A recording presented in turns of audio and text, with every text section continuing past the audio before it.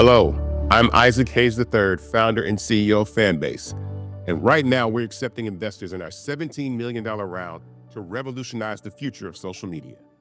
Today, for just $399, you can own 60 shares of stock in Fanbase at $665 a share. Go to startengine.com/fanbase and invest today. While the big platforms have grown too massive and disconnected from their users, Fanbase is building a platform where creators and users truly come first. We've already raised $8.6 million from everyday investors who believe in this vision, and now you can join them. This is your chance to invest in a social media tech company with over 1 million users that is disrupting media by allowing anyone to reach all of their following and monetize their content from day one. The market is changing, big platforms are failing to serve their users, and Fanbase is stepping up to fill the gap. Don't wait until it's too late. Invest now. Invest for yourself and your future. Go to startengine.com/fanbase and own the future of social media.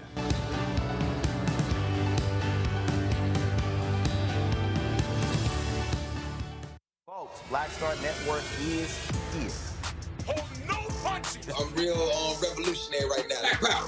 Support this man, Black Media. He makes sure that our stories are told.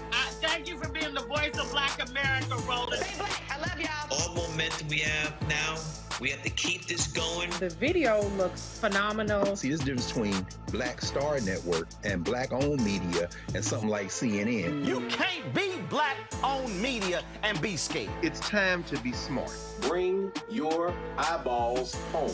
You dig?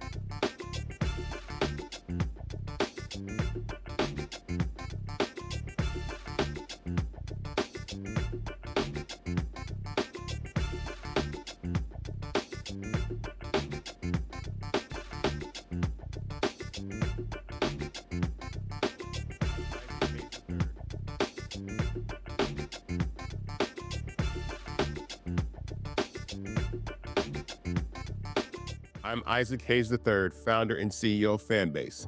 And right now, we're accepting investors in our $17 million round to revolutionize the future of social media. Today, for just $399, you can own 60 shares of stock in Fanbase at $665 a share. Go to startengine.com/fanbase and invest today. While the big platforms have grown too massive and disconnected from their users, Fanbase is building a platform where creators and users truly come first. We've already raised $8.6 million from everyday investors who believe in this vision, and now you can join them.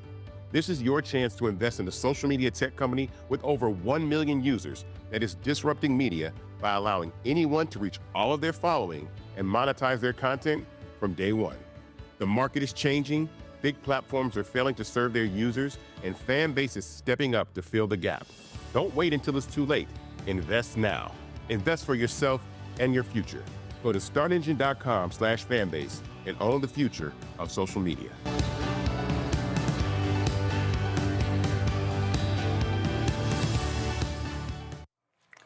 Today's Monday, February 24th, 2025, coming up on Roland Martin Unfiltered, streaming live on the Black Star Network. Every day we witness hard-fought civil rights being stripped away. The Atlantic reporter Adam Serwer will talk to us about the Great Resegregation by Donald Trump and Elon Musk.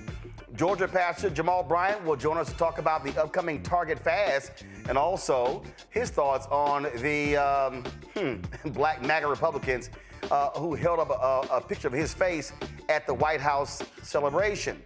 MSNBC has canceled Joy Reid's show. Tonight is her last show. Got a couple of things to say about that. Plus, former Vice President Kamala Harris took the center stage at the 56th annual NAACP Image Awards this weekend, where she received the Chairman's Award. I'll show you her acceptance speech. Plus, we lost two great musical giants, Roberta Flack and Jerry Butler. Folks, it's time to bring the funk. I'm Roland Martin Unfiltered on the Black Star Network. Let's go. He's got it. Whatever the miss, he's on it. Whatever it is, he's got the scoop, the fact, the find. And when it breaks, he's right on time and it's rolling. Best believe he's knowing. Putting it down from sports to news to politics. With entertainment just for kicks, he's rolling. It's on go, roll, roll, y'all. It's Roland Martin, yeah. Rolling with Roland now. He's funk, he's fresh, he's real, the best, you know he's Roland Martin now.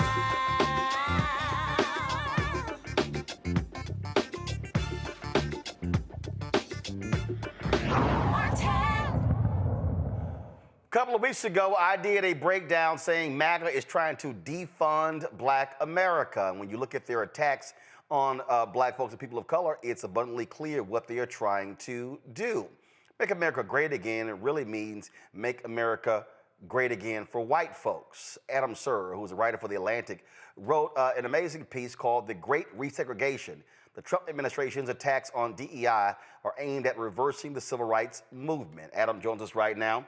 Adam, look, I totally agree with it. As I said, when I broke that thing down, talking about their goal is to completely destroy the civil rights and the economic rights infrastructure that really has created the opportunities for African Americans. It is not like it's been great and perfect, but the gains that we have been as a result of those movements.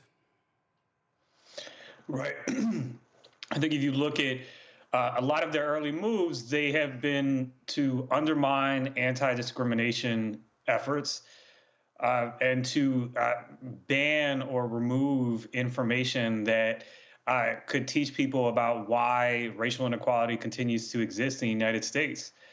And I think another thing they've done really is they've talked a lot about being meritorious and colorblind, but by their standards, you never, by their standards, the assumption is that a white person is always competent and a person of color has to prove that they're competent.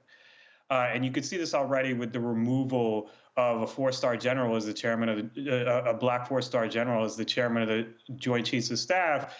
only to have him replaced by a lower-ranking white general who happens to have the most important qualification for any position in the Trump administration, which is that he is supposedly extremely loyal to Trump. And that it has nothing to do with merit at all. That has to do with Trump wanting people who are going to follow his orders without being worried about what the law says. Well, first of all, let's even go before that. First, you have the conservative attack when it comes to affirmative action in colleges. Then you have Republicans who say, oh, because of that Supreme Court ruling, that somehow applies to everything. And so you had racist Senator Tom Cotton of Arkansas who's sending letters to law firms saying, oh, your law programs that are about encouraging diversity, those are illegal. Then you had the Republican attorneys general doing the exact same thing. And then you had the attack in companies. So companies begin to repeal their DEI programs. And what I keep saying to folks is my argument for DEI programs are not for some largely white woman or a white man who's in the DEI job. It's actually for the contracts, the supplier diversity, all the other things that fall under the DEI window. That's what I'm looking at. Well, I think it's important to distinguish between DEI as, a set of practices and DEI as they're using it. And I think DEI for them is an umbrella term that just means any effort whatsoever to rectify historical racial inequalities. They think those inequalities are the result of natural differences in ability between people, not public policy, and therefore it would be immoral to try to rectify those racial inequalities. And it's not just a question of employment or education, as you pointed out, but I think it really begins with an attack on voting rights. If you go back to the, essentially the Supreme Court gutting the Voting Rights Act in the Shelby County case, Chief Justice John Roberts, he'd already weakened, watered down Brown v. Board of Education to non-existence by saying, efforts to integrate were themselves racially discriminatory. And then he took the Voting Rights Act, the law that essentially made America a multiracial democracy, a true multiracial democracy for the first time, and weakened its protections to the degree that you could discriminate on the basis of race in voting laws, and we've seen a number of voting laws that happen to do that. Since then, the Roberts Court has continued to weaken the Voting Rights Act. They haven't sided against it in every single case. There was a notable case involving black congressional districts in Alabama where they decided not to side with the conservatives in that case. But this attack is multi-pronged. It's occurring in education. It's occurring in voting rights. It's occurring in entertainment. When you see these backlashes against black creators, whether they're in the writer's room, whether they're on screen, this is part of an effort to say, we want black people out. Whatever, this slight integration of elite spaces of American life, we want black people out of there.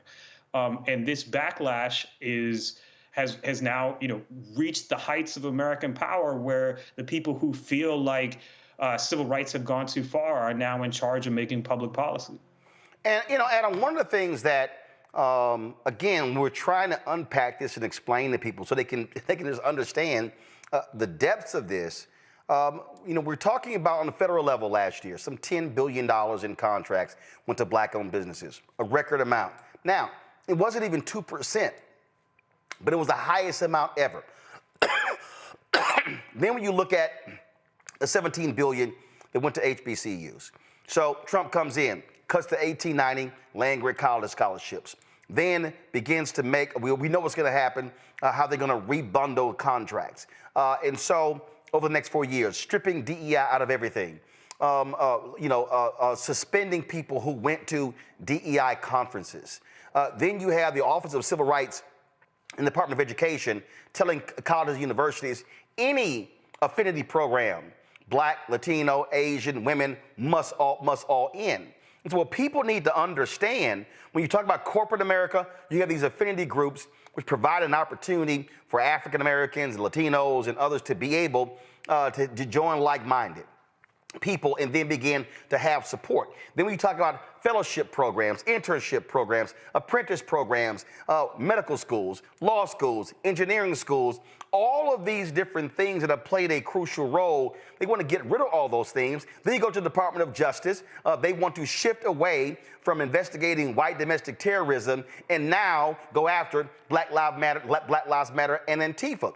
And so people need to really understand that Project 2025 lay all these things out, and some black folks acted as if, well, that's really no big deal, but they don't realize it is a full-on assault on everything that speaks to the interests of black people being able to rise and prosper in this country. This is not a game. This is not fiction. It is literally happening.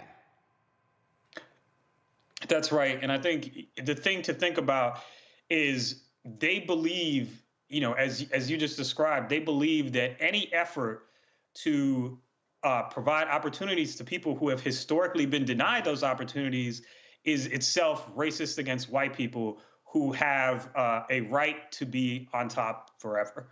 That's an ideology that is fundamentally discriminatory, and yet they've inverted it to say that if you try to help out people who have historically not had opportunities, that's the real racism. And it's extraordinary that this is, essentially the ideology that is, behind the federal government, has control of the federal government right now. Well, and not only that, when you look at even just the statements being made, when Elon Musk is talking about birth rates, that's about whiteness. He is bringing an apartheid perspective to the country. When Donald Trump says, "Oh, let me attack South Africa because they're stealing land," when they're not actually doing that, then we're going to withhold aid.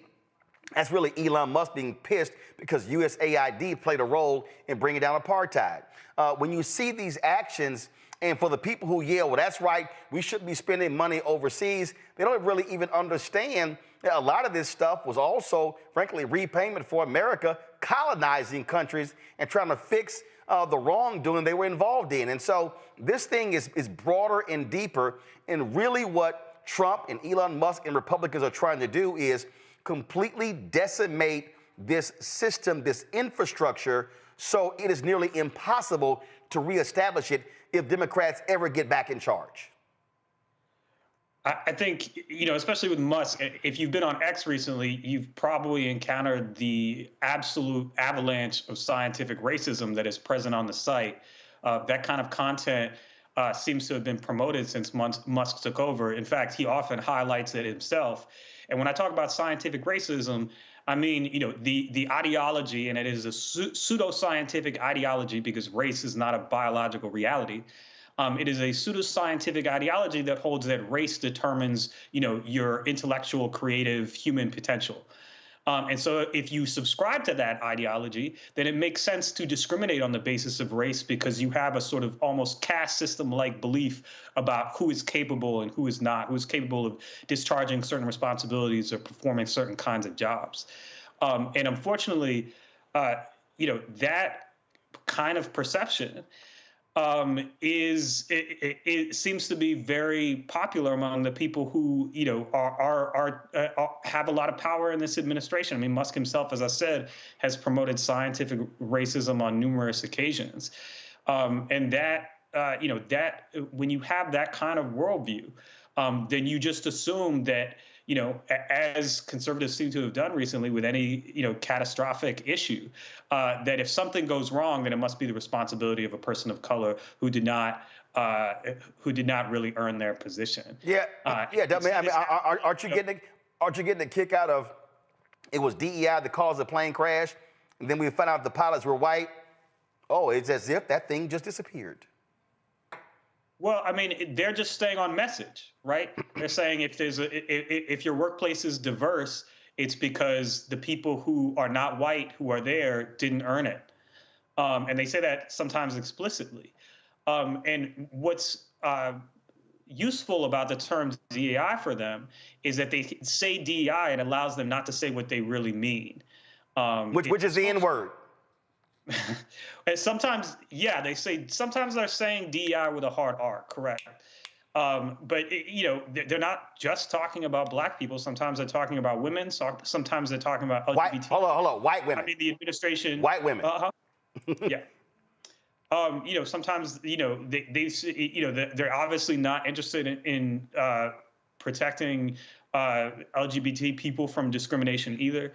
So this is really about reordering society into the sort of traditional hierarchies of race and gender that they feel are appropriate, and using government power to do that. Here's what I have been saying to people. In fact, I was saying it in real time. That this is what we saw. First of all, in May will be the 5th anniversary of the death of George Floyd.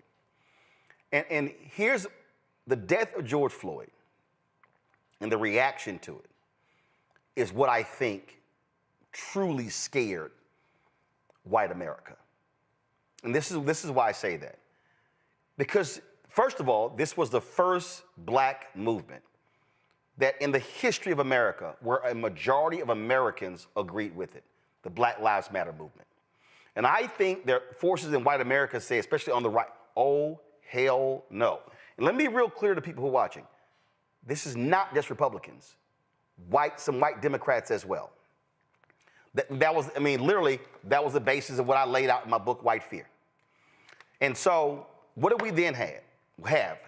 They saw young white people, young Latino people, they saw young people embracing the movement, demanding change. I never forget, Adidas announced that they were going to do a $10 million donation, and have a certain percentage of new hires.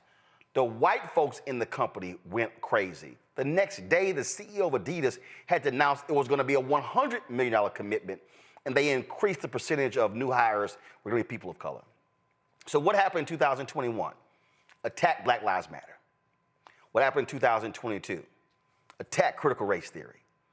What happens in 2023? Attack woke. 2024, DEI. All of those things were all a response to the national response to George Floyd. So they were pissed off that the database was created for corrupt cops or cops that have killed people. They were angry that companies were creating DEI programs and were prioritizing diversity, people of color, when it came to jobs, when it came to investment, when it came to supporting things. And so the Christopher Rufos of the world, the folk on the right, they said, what we cannot do is we cannot have a generation of white kids learning the real history of America. So they attack books, ban them, they attack education. People need to understand this did not just happen. This was a clear, organized, well-funded effort to decimate everything in the aftermath of George Floyd's death.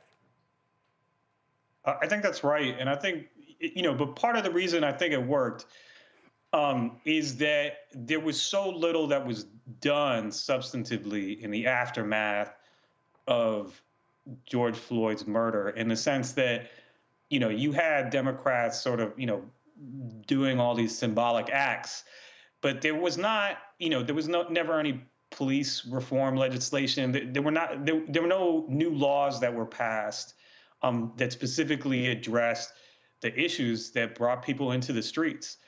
And so when Republicans started saying, liberals and Democrats, they're insincere about that. They're insincere about this.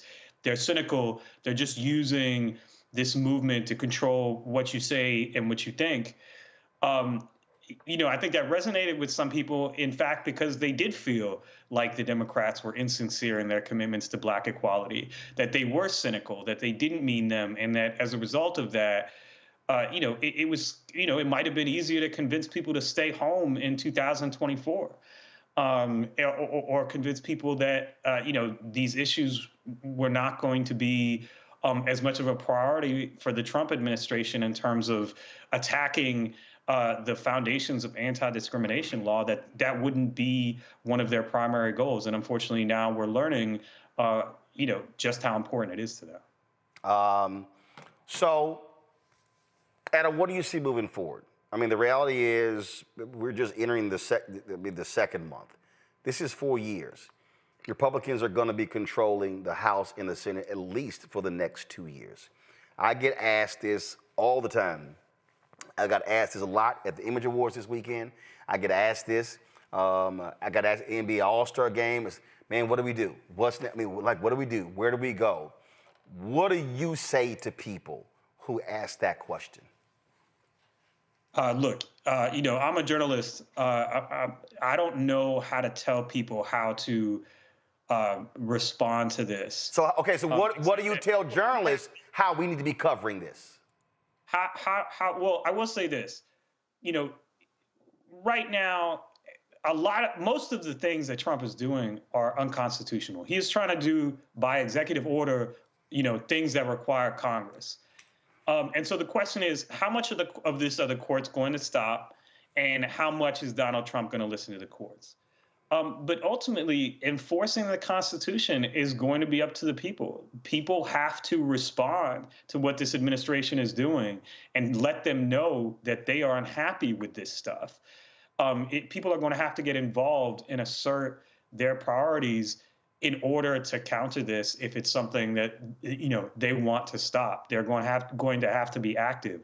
They are not going to be able to rely on the right-wingers on the Supreme Court or the conservatives, the Trumpist conservatives in the judiciary to protect their rights. They're going to have to do that. And I don't have a roadmap for how they should do that because I'm not a political strategist. But I do think that ultimately it's going to be up to the people to protect their rights because the institutions in American life that were set up are surrendering one by one to Donald Trump. All right, Adam Serwer with the Atlantic, folks. Be sure to pull the article up. Check out his piece, The Great Resegregation with the Atlantic. Adam, thanks a lot.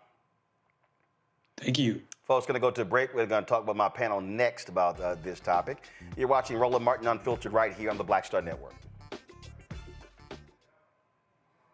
This week on the other side of change. Abolition focus. Should we aim for reform or abolishing the entire system? Kimon Felix lets us know how much possibility lies in abolition. That is such a radical image because it offers the suggestion that we already know to be true, which is that we have what it takes to take care of each other and to take care of ourselves. Watch us on the Black Star Network, so tune in to the other side of change.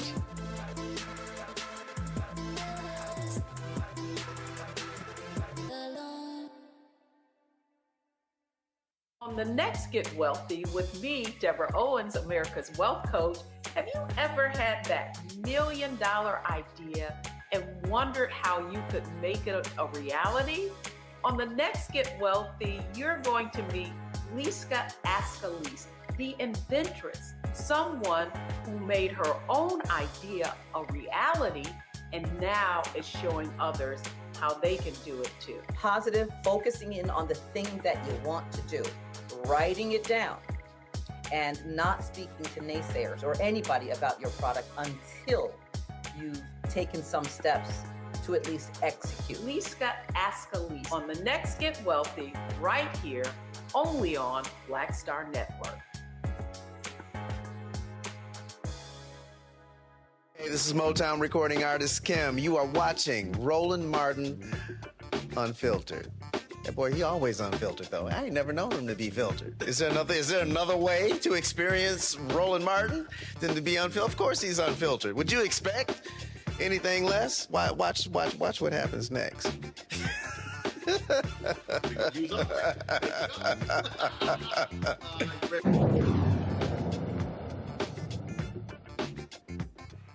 All right, folks, my panel, Jonquil Neal, attorney for the Jonquil Neal Law Firm out of Atlanta. Derek Jackson, state representative out of Georgia, District 68, joins us out of Atlanta. Dr. Julianne Malveaux, economist, author of Surviving and Thriving, 365 Facts in Black Economic History, and the president emerita of Bennett College, joining us from D.C. Glad to have all three of you here. Derek, this is very simple. I'm going to start with you, and that is, again, this is all about how do you attack the economic and the civil rights. And if people think that that's not what's going on, they clearly are not paying attention. It is very clear. Hey, Roland, not only they're not paying attention, they don't understand history. This is not the first time individuals try to resegregate us. If you go back to the times of Reconstruction, when Frederick Douglass and those started passing the 13th Amendment, 14th Amendment, and the 15th Amendment, folks were upset when Woodrow Wilson became president. Grand Dragon himself did not like what was going on. Then they formed the KKK. And so if folks don't understand what's going on, they're sleeping at the wheel. Here's the bottom line, Roland. If I may evoke the spirit of Joe Madison, the Black Eagle, we know what's going on. The real question is, what are we going to do about it? We got to do more than just stay silent. We got to show up and show out. We got to boycott. We got to protest. We got to let our voice be heard because our ancestors prayed too hard and prayed too long and suffered greatly for us to just stay silent. And so that's the real question. What are we going to do about it? And here, starting in Georgia, we've been doing a lot. We've been making our voice heard. We've been protesting. We've been boycotting Target and others. We just cannot stay idle because the future, Roland, is going to look back at this time and ask, what did we do in 2025?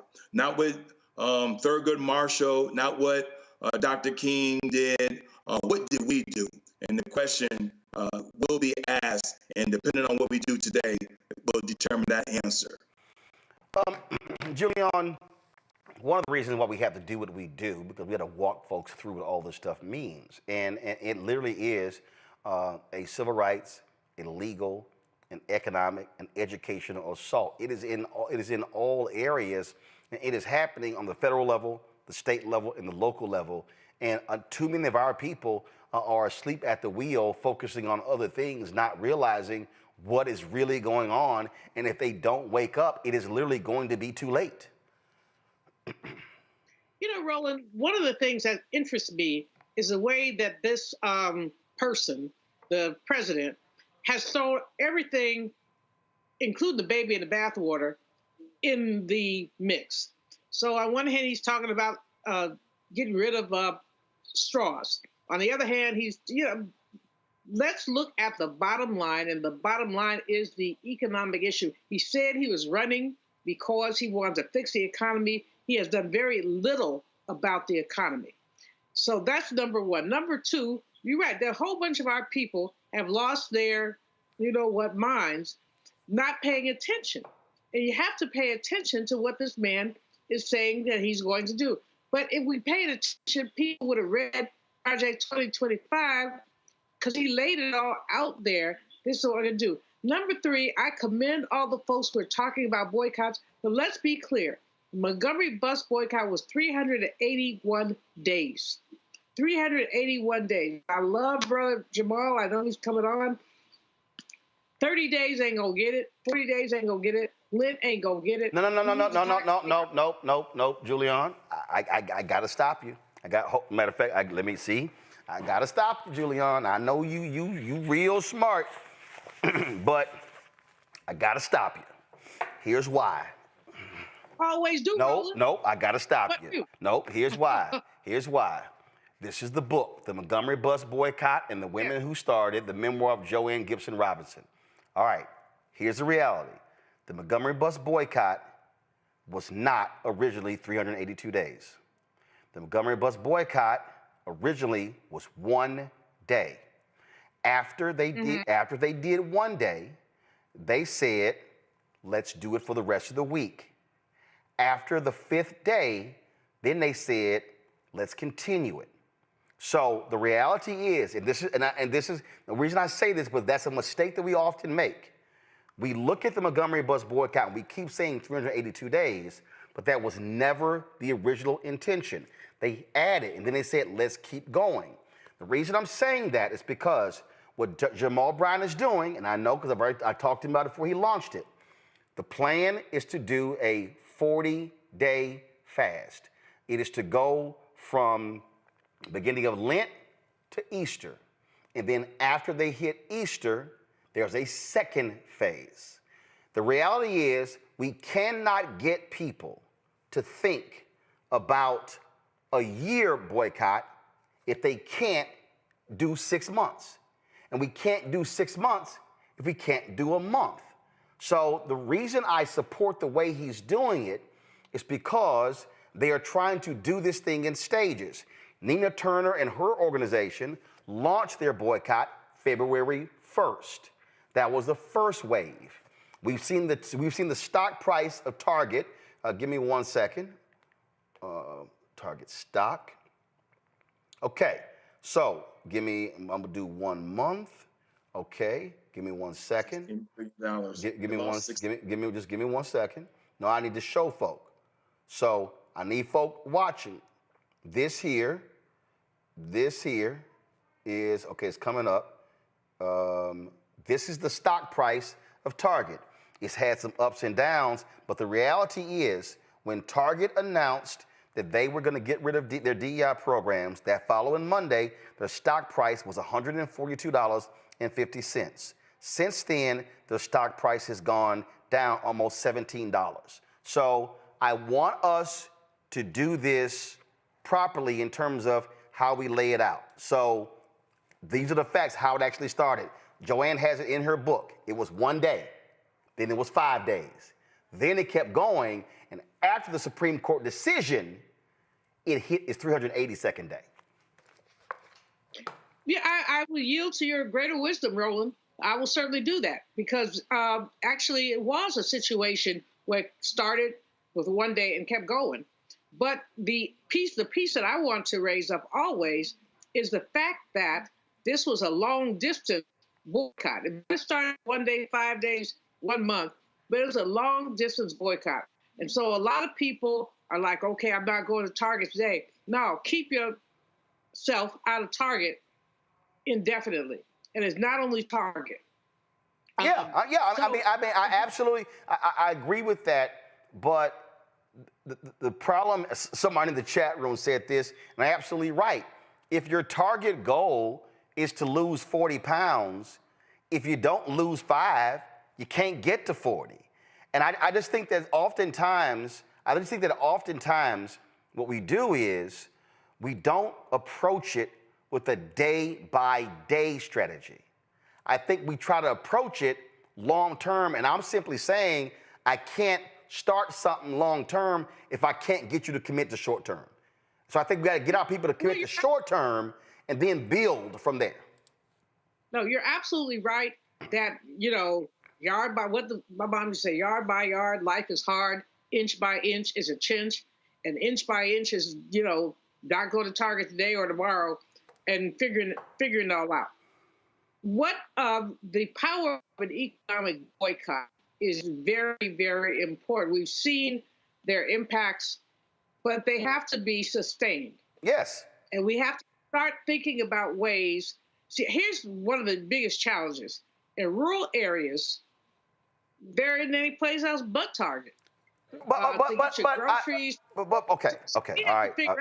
No. See, here's, again, I understand the point, but here's the reality. We don't worry about rural parts of the country. Here's the reality is, country. No. First of all, Target has had, for the past decade, a urban strategy. That's been their target, okay. No pun intended, okay? Target has not had a rural strategy. That's Walmart's strategy. So it's not like, so the reality is Target has been thriving because they have been opening Targets in major cities. So to hurt Target, to be honest, you focus on the 30 largest urban markets where black people are. You hit Target in those 30 cities, that stock price is gonna go below $100. You're gonna knock off 15, 20, 30, 50 billion or more in valuation. So I'm not worried right now. I'm actually not worried about rural America. I'm focused, if you hit Target in the 30 top cities, you are gonna decimate their stock price and their market valuation. So we know if you live in rural parts of America, that's the only store. Hey, do what you got to do, but really the focus is really in those top places. Let me go to John Quell, because John Quell, the legal strategy has to be a part of this as well. The lawsuits, the class action lawsuits. We're seeing how the various groups are suing the federal government. But we've got to have our legal folks suing these companies as well. If you got the white conservatives like Ed Blum using the 1866 Civil Rights Act against black people, we got to have a legal strategy going after them. I mean, that is an interesting dynamic and point, Roland. We've certainly heard about the lawsuit, the first major one, which was with the federal district court in Maryland that has blocked Trump some of his DEI orders. But as it relates to certain facets of it, not in totality, but there are injunctions where he cannot move forward with certain portions of eradicating DEI. As it relates to your standpoint at the state level, with attorneys mobilizing locally to sue these companies, that's an interesting construct, and one that I think would need to be fleshed out, and it's something, this is what I will say. Where everyone is in America at this point, everyone is terrified, they're scared, they're anxious, they're avoiding the news, they're avoiding the issues, they are not confronting these issues. And frankly, that's an idea or a construct that would have to be mobilized in order for that to even see what that framework or what that would even look like, whether that's at the state level or the federal level. So that's an interesting construct as it relates to attorneys mobilizing in that manner, suing these specific companies. That's interesting. So that's something that we would have to mobilize. And I'll tell you, right, I'm a millennial. And I'm on this panel. My generation, we were not alive during the civil rights movement, okay? And frankly, I would say that a lot of us need help with mobilizing, as we did not have to. We didn't come up during that era. That's not something that hold up now, hold up. I'm just telling you, we learned about it. Hold up. But arguably the civil rights movement ended with the death of Dr. King in 1968. But in the early 1980s, you had the apartheid movement. In the 1990s, you had the Gen 6. You had Trayvon Martin. Right, but we were kids. No. Okay, hold up. Let me just see. Hold up. See, I hear y'all. I'm telling you. I hear y'all, but hold up. I was born in the 80s, and I'm okay. Wait a minute. I'm at the top. No. See, that's nice. See, hold up. Nice. You said you were born when? In 85. I was born in 85. I'm at the top end of the. No, boo. You were 21 when the Gen 6 happened. This is what I'm saying. No, I'm not done. I'm not done, John Quell. Continue on. I'm not done. Continue on. When the Gen 6 happened in Louisiana, some 30 and 40,000 people mobilized in Louisiana. You were 21. Trayvon happened in 2012. You were 27. So the reality is, wait. Okay. Then Michael Brown. Then why is it escaping me? Eric Garner. So the reality is, there have been movements, there have been actions where people have mobilized when you have been in your 20s and 30s. So the civil rights movement is one thing, but we've had events that have happened in the 70s, in the 80s, in the 90s, in the 2000s, in the 2010s, now the 2020s. So nobody has an excuse where they can't get involved in something, because shit has gone down in every generation.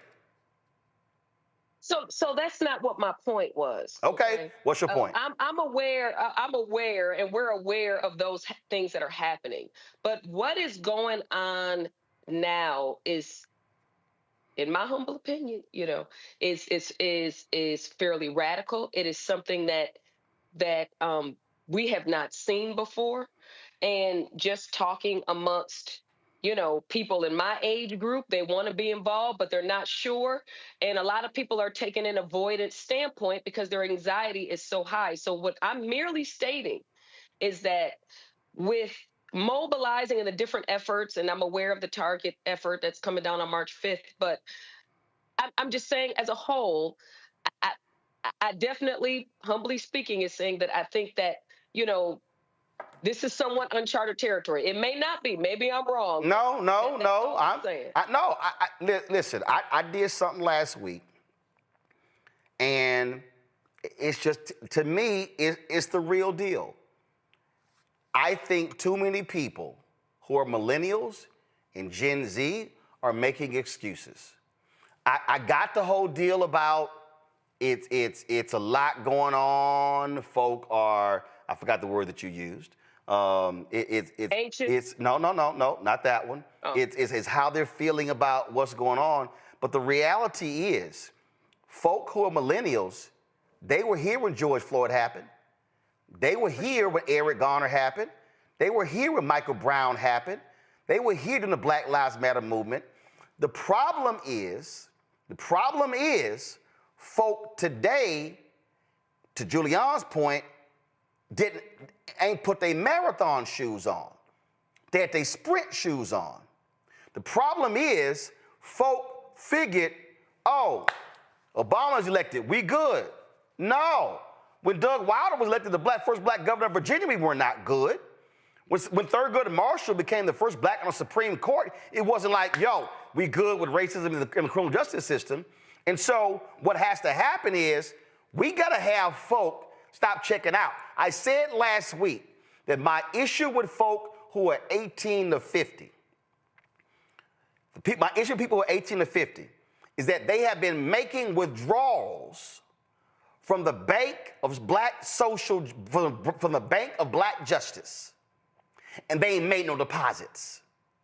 That the generation that was going to the council meeting, was going to the school board meeting, was going to the county commissioners meeting, was going to the state capitals, was coming to Congress, the folk who were mobilizing and organizing, the folk who were working the polls, the folk who were precinct captains, the folk who were going door to door, knocking on doors, trying to get people to vote, the people who were forming civic clubs and community clubs, who were neighborhood watches, those folks, like my parents, are now in their late 70s.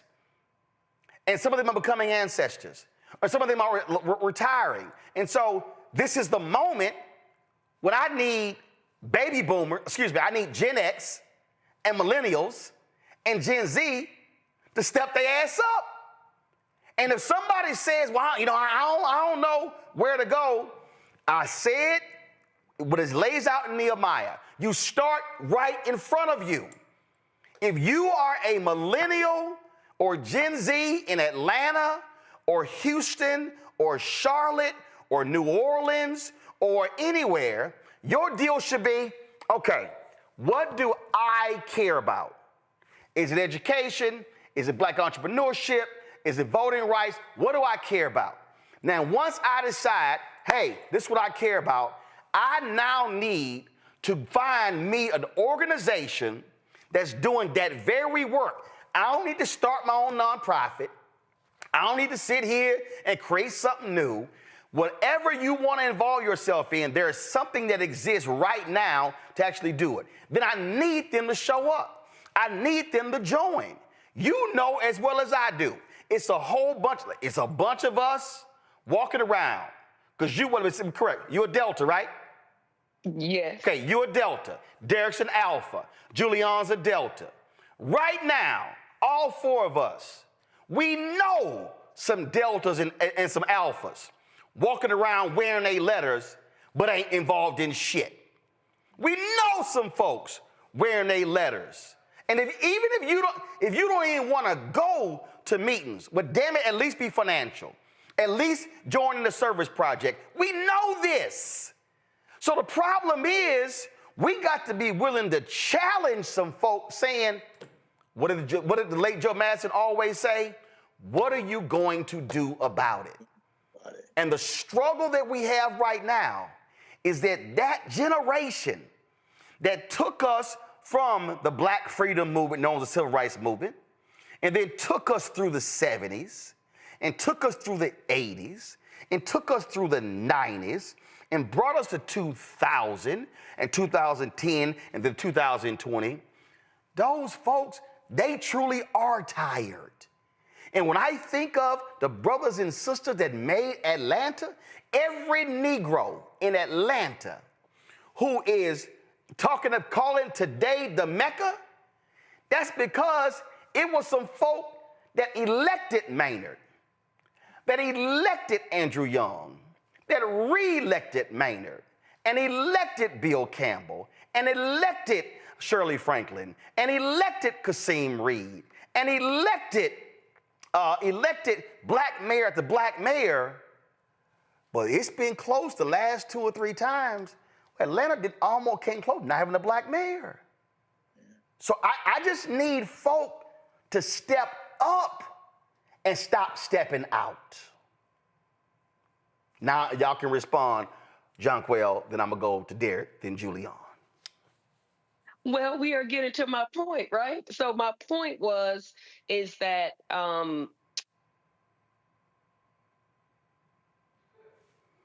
I think people are unsure about how, with the state of things and where they're at, how they can get involved. And why? I don't understand why they're unsure.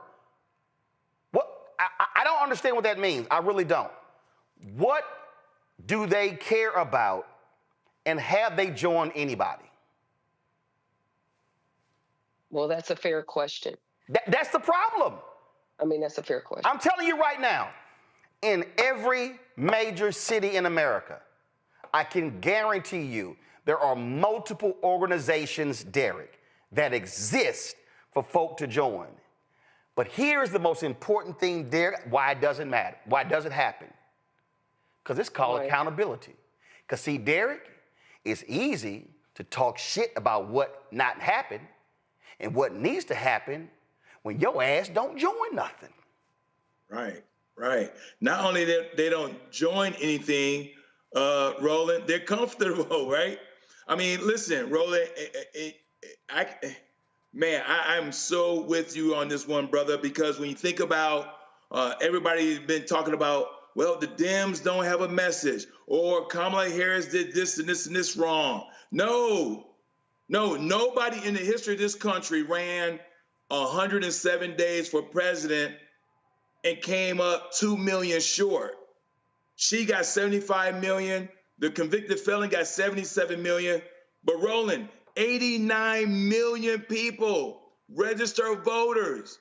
What was it that they didn't see or hear? Because we talked about Project 2025. We talked about you may lose your job.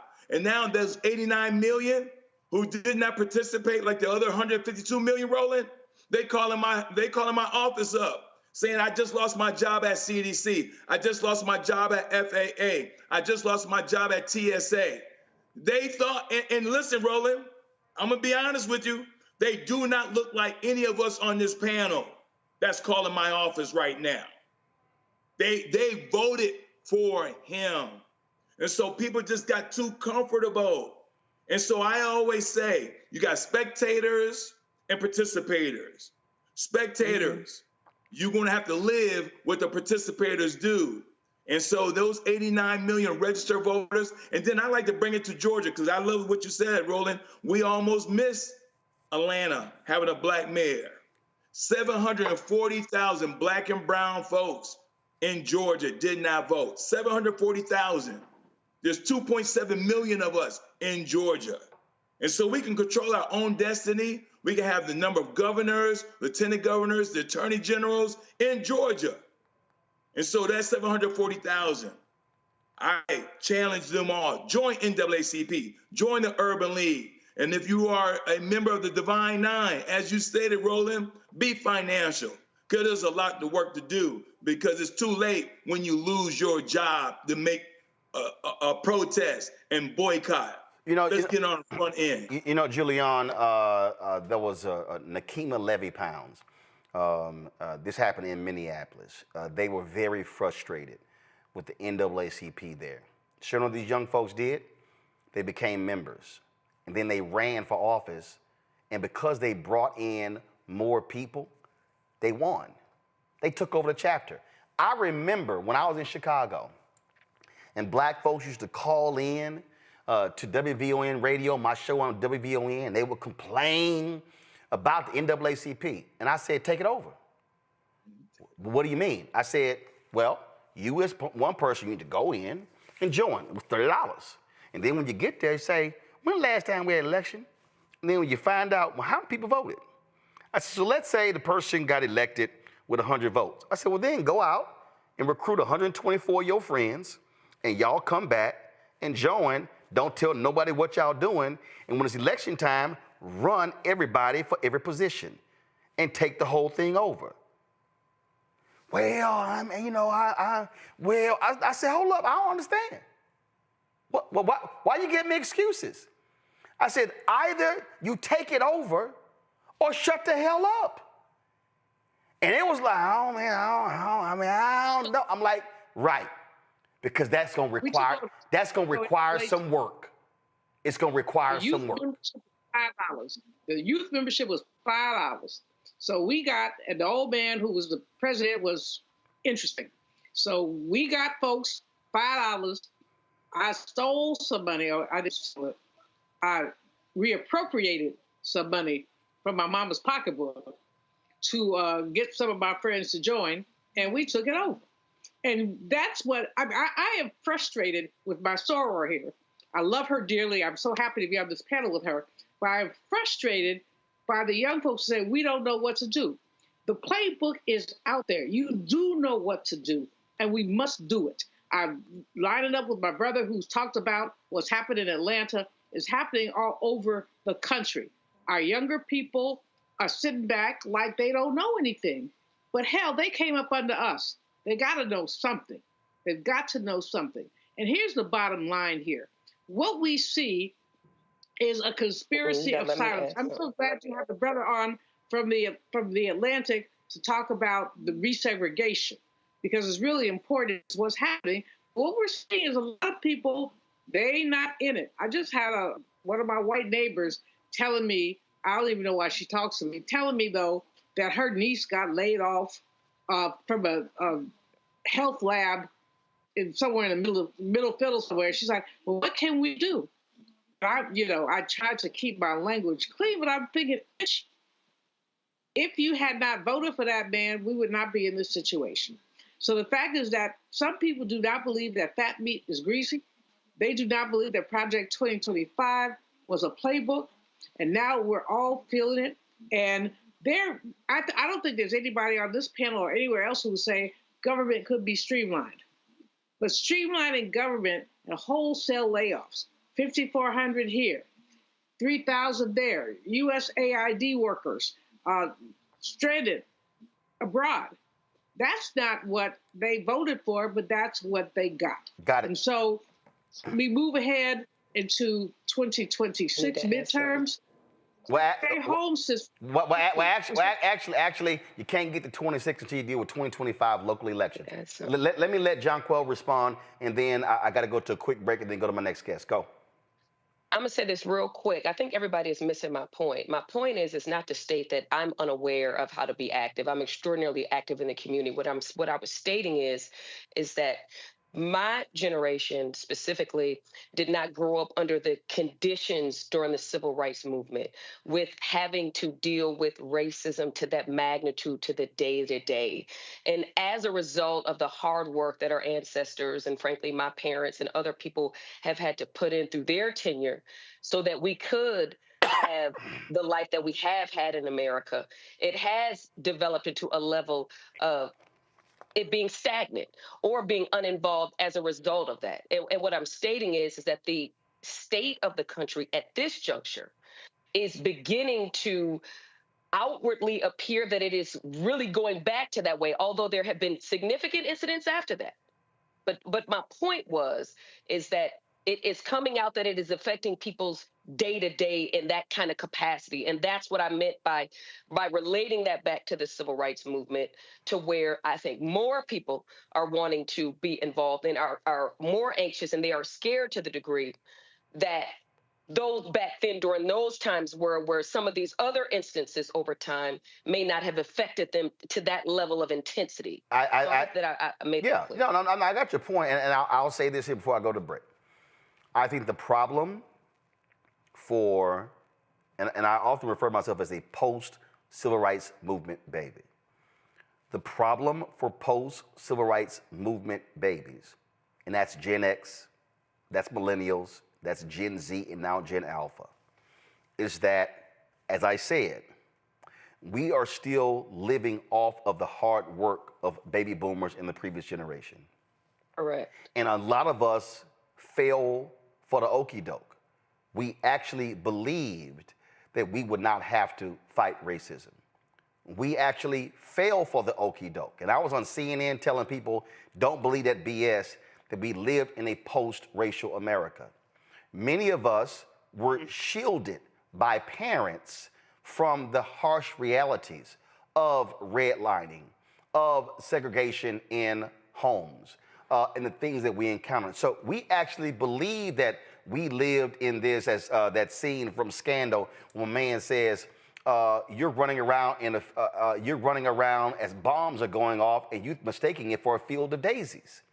And so what we have to recognize is now that Gen X and Millennial and Gen Z and Generation Alpha is now faced with the reality of what they're doing, the question now is, are they going to wake the hell up? The question now is, are they going to get their asses off the sidelines and get away from the brunches and get away from taking 8-10 trips a year and doing all, and listen, we all have done fun things, but are they going to get in the game? Are they actually going to be able to do something? Are they going to sit here and step up? Are they going to join organizations? Are they going to recommit themselves to the advancement of Black America? Because if they're not going to recommit, if they're going to stay on the sidelines, if they're not going to get involved, then they're going to get exactly what the opposition is going to do, and that is they're going to run roughshod over this system while too many are sitting idly by, as I said, engaging in bullshit conversations about a housewives show, or if LeBron and Michael Jordan is the GOAT, or some other stuff. I don't give a shit what Married to Medicine is talking about. I don't give a damn about no Hollywood, Zeus Network. I don't give a damn who Jocelyn is fighting. I don't give a damn about any of that stuff, but what we cannot have is another generation of Black folks who are ill-informed, who don't watch news, who don't listen to the news, but would rather say, I don't want to hear all of that stuff because it's just too much. But then when that stuff comes to their front door, they then go, I wish somebody would have told me. Well, you had the opportunity to access the information, but you opted not to for some other stuff. And that's really what we're being faced with. I'm going to go to a break when I come back. Pastor Jamal Bryant attacked at the White House. He's got some words to say about that. Also, launching targetfast.org. We'll talk about that as well right here on Roland Martin Unfiltered on the Black Star Network. Support the work that we do. You see me rocking my shirt, Black-owned media matters. But here's the whole deal. We can't just talk about Black-owned media. We can't talk about, oh, I wish they would cover this stuff. We can't just sit here and be mad that MSNBC has canceled Joy Reid's primetime show. We can't be mad about these things if we don't actually financially contribute to the building and the sustaining of Black-owned media. So if you want to support this show and this network, give to us for Cash App. Use a Stripe QR code. It's right there. If you're listening, go to blackstarnetwork.com to access it. You can also see in your check and money order P.O. Box 57196, Washington, D.C. 20037 7-0196. PayPal is R Martin Unfiltered. Venmo is RM Unfiltered. Zelle, Roland at RolandSMartin.com. Roland at RolandMartinUnfiltered.com. We'll be right back.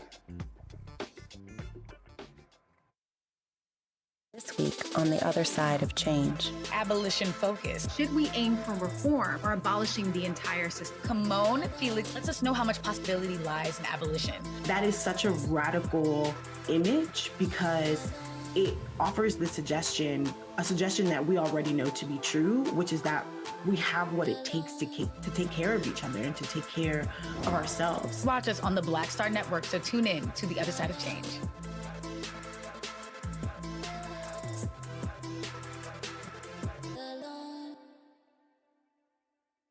What's up, y'all? This is Wendell Haskins, a.k.a. Win Hogan at the Original T Golf Classic. And you know I watch Roland Martin Unfiltered.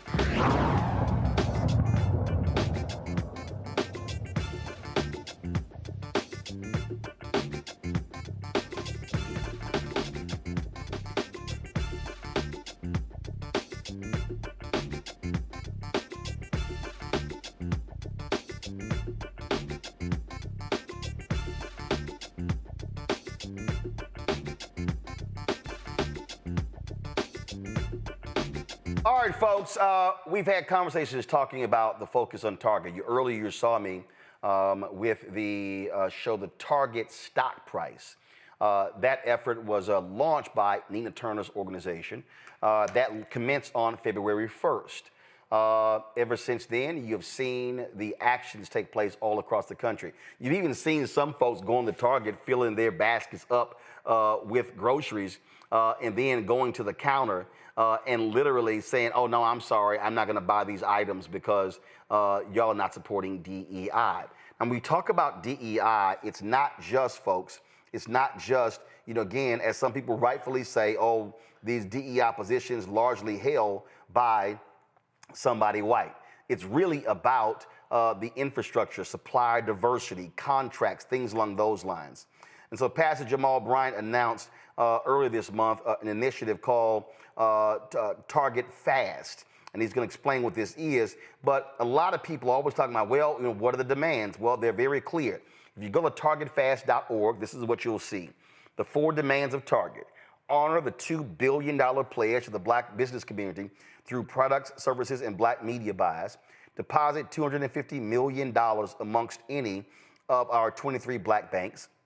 Completely restoring the franchise commitment to DEI, and create a pipeline community center at 10 HBCUs to teach retail business at every level. Pastor Jamal Bryant of New Birth Missionary Baptist Church in Atlanta joins us right now. And Pastor Bryant, glad to have you here.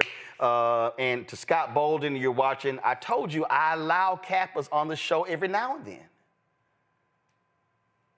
I think, Jamal, you're on mute. I think you're on mute. I can't hear you laughing. There you go. Let's see. You take it off of mute? See, Alpha got to still teach. You still on mute. Can you hear me? You can hear me. I can't hear you. Control room, what's going on? Is he on mute? He's not on mute. All right, so here's what we're going to do. That's fine. That's fine. All y'all going to do, just drop a signal, reconnect. Just all you got to do is drop a signal, reconnect. We'll have it fixed. So let me walk you through this here. So again, when Target announced that they were doing, this was a few years ago when we in the Black-owned Media Alliance, we began to challenge them. Target announced they were going to spend by December 2025, $2 billion annually with Black-owned businesses, okay? Then they also were rolling out a program to really add Black-owned products to their stores.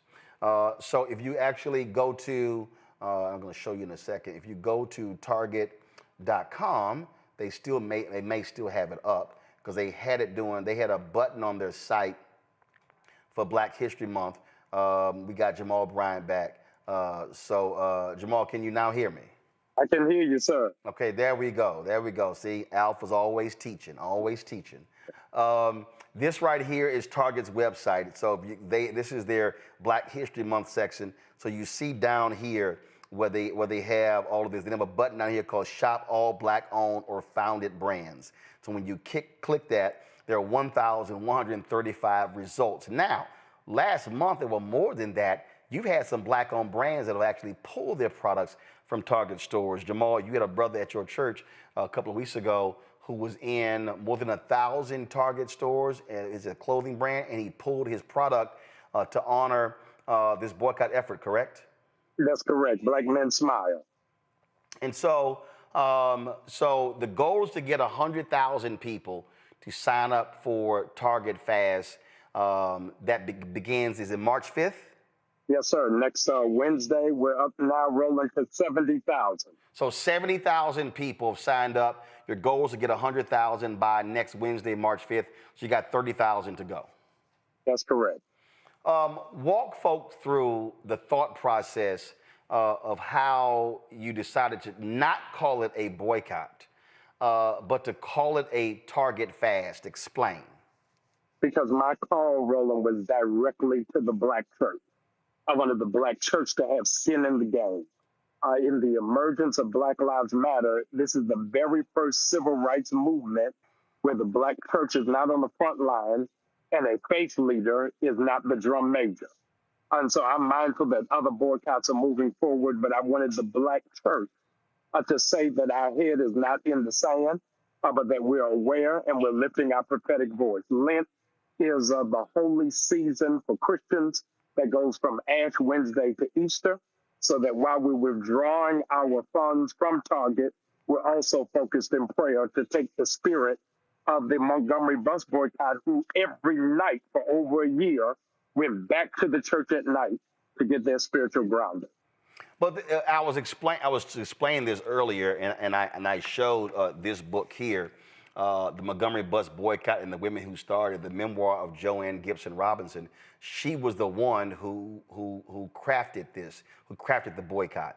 And as I said, it was a one-day boycott.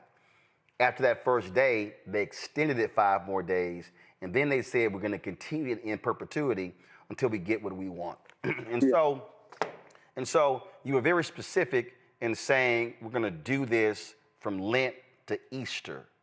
Yes. Explain that as well. Yes, because Target is publicly traded, we're able to use 40 days to see what is the spending impact. Somewhere in the orbit, I learned right on the Roland Martin Unfiltered show, Black people spend around $12 million a day.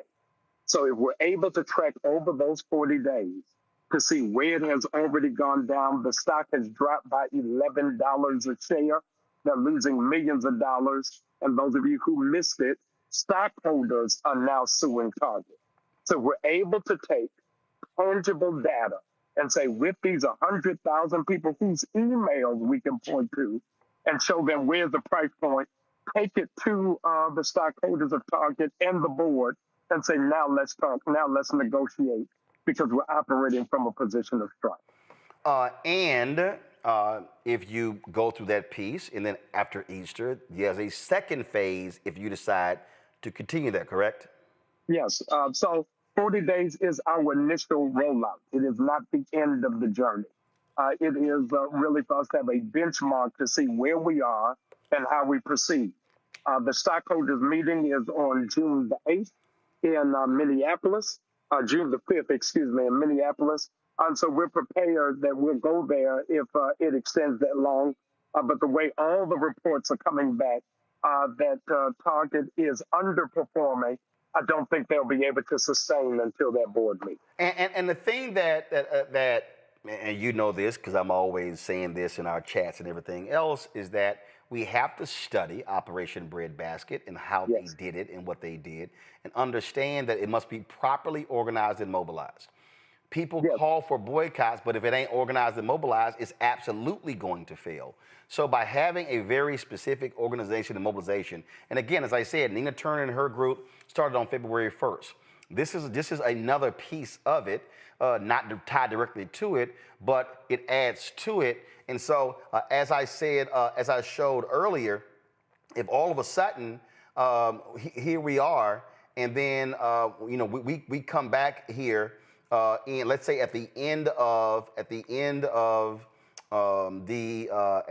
after Easter, and if we come back and all of a sudden I'm able to click this 1 month right here, and all of a sudden I see that Target stock goes from today $125.77, and it goes month. It's right here. Target stock is down 8.79% or $12.12 in the past month.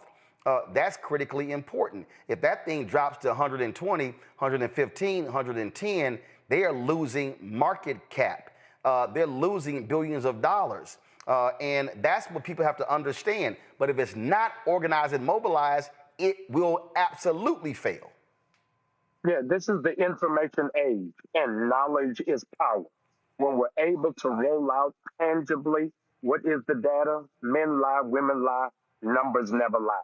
And so when we're able to roll that out, I think that we're able to have a greater impact, and it changes our position. We're not asking Target to do us a favor.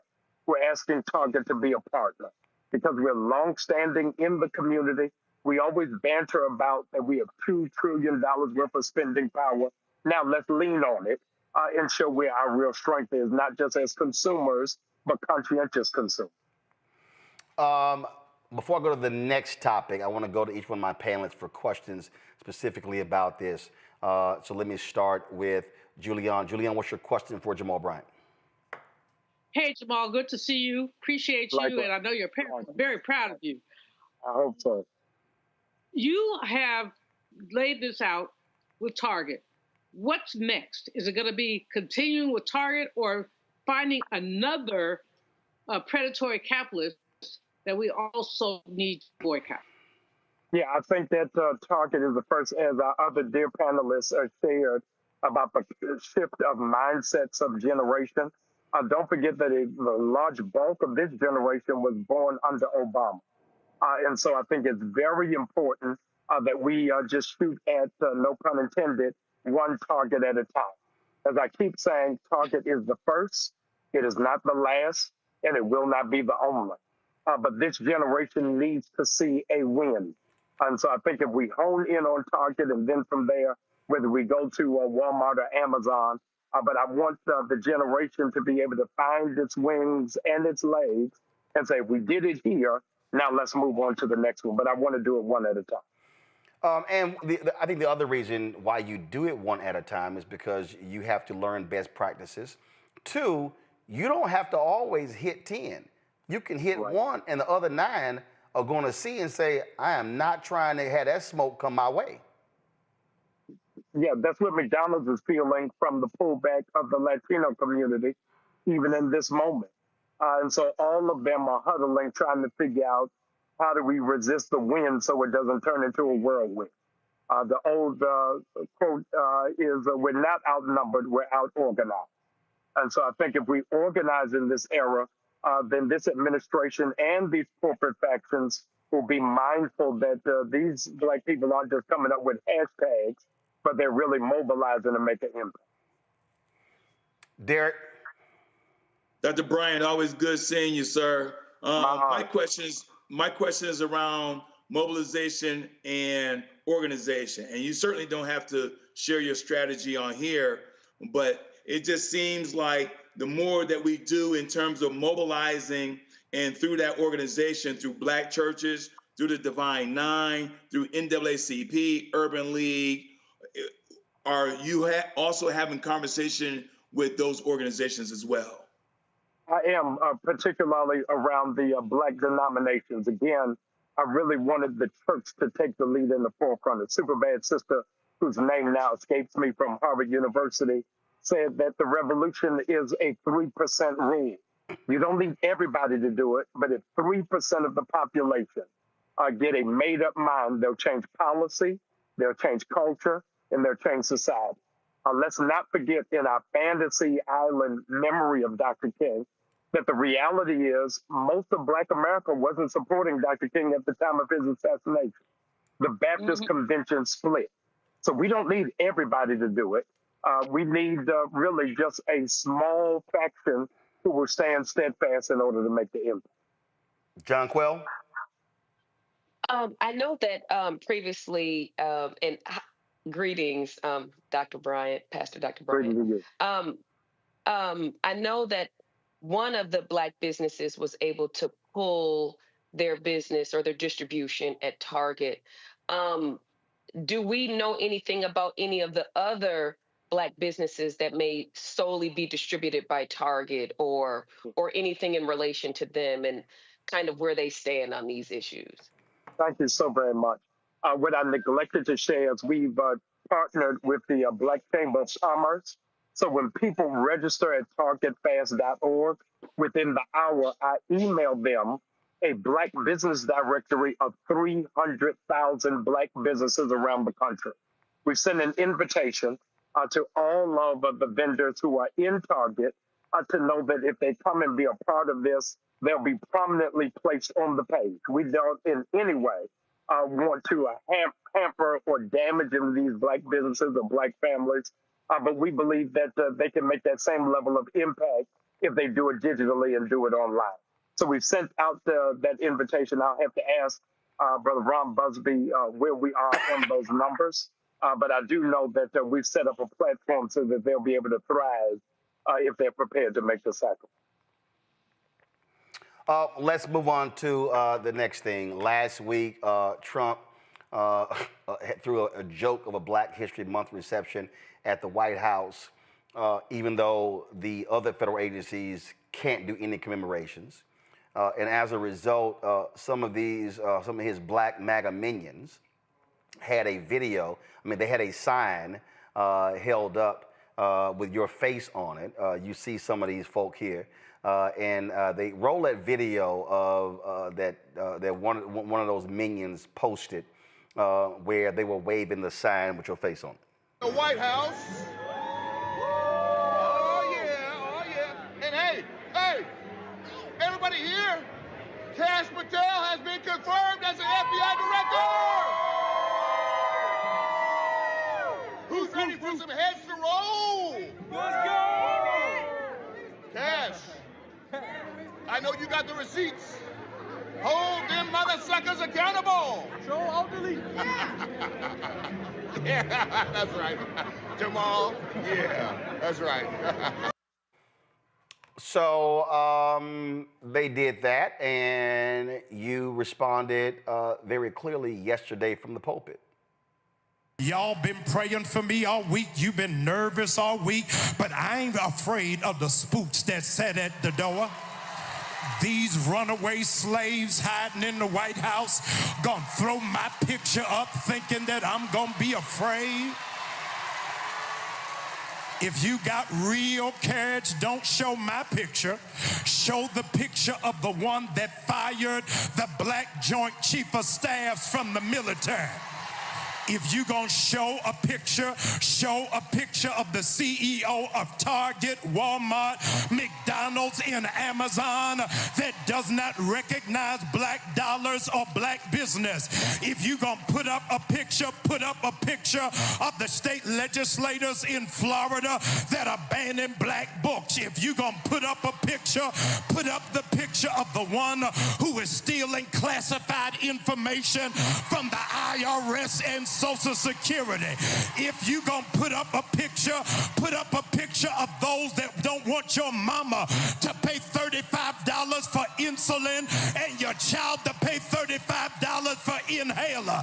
If you gonna put up a picture of those that are jailing children and separating families.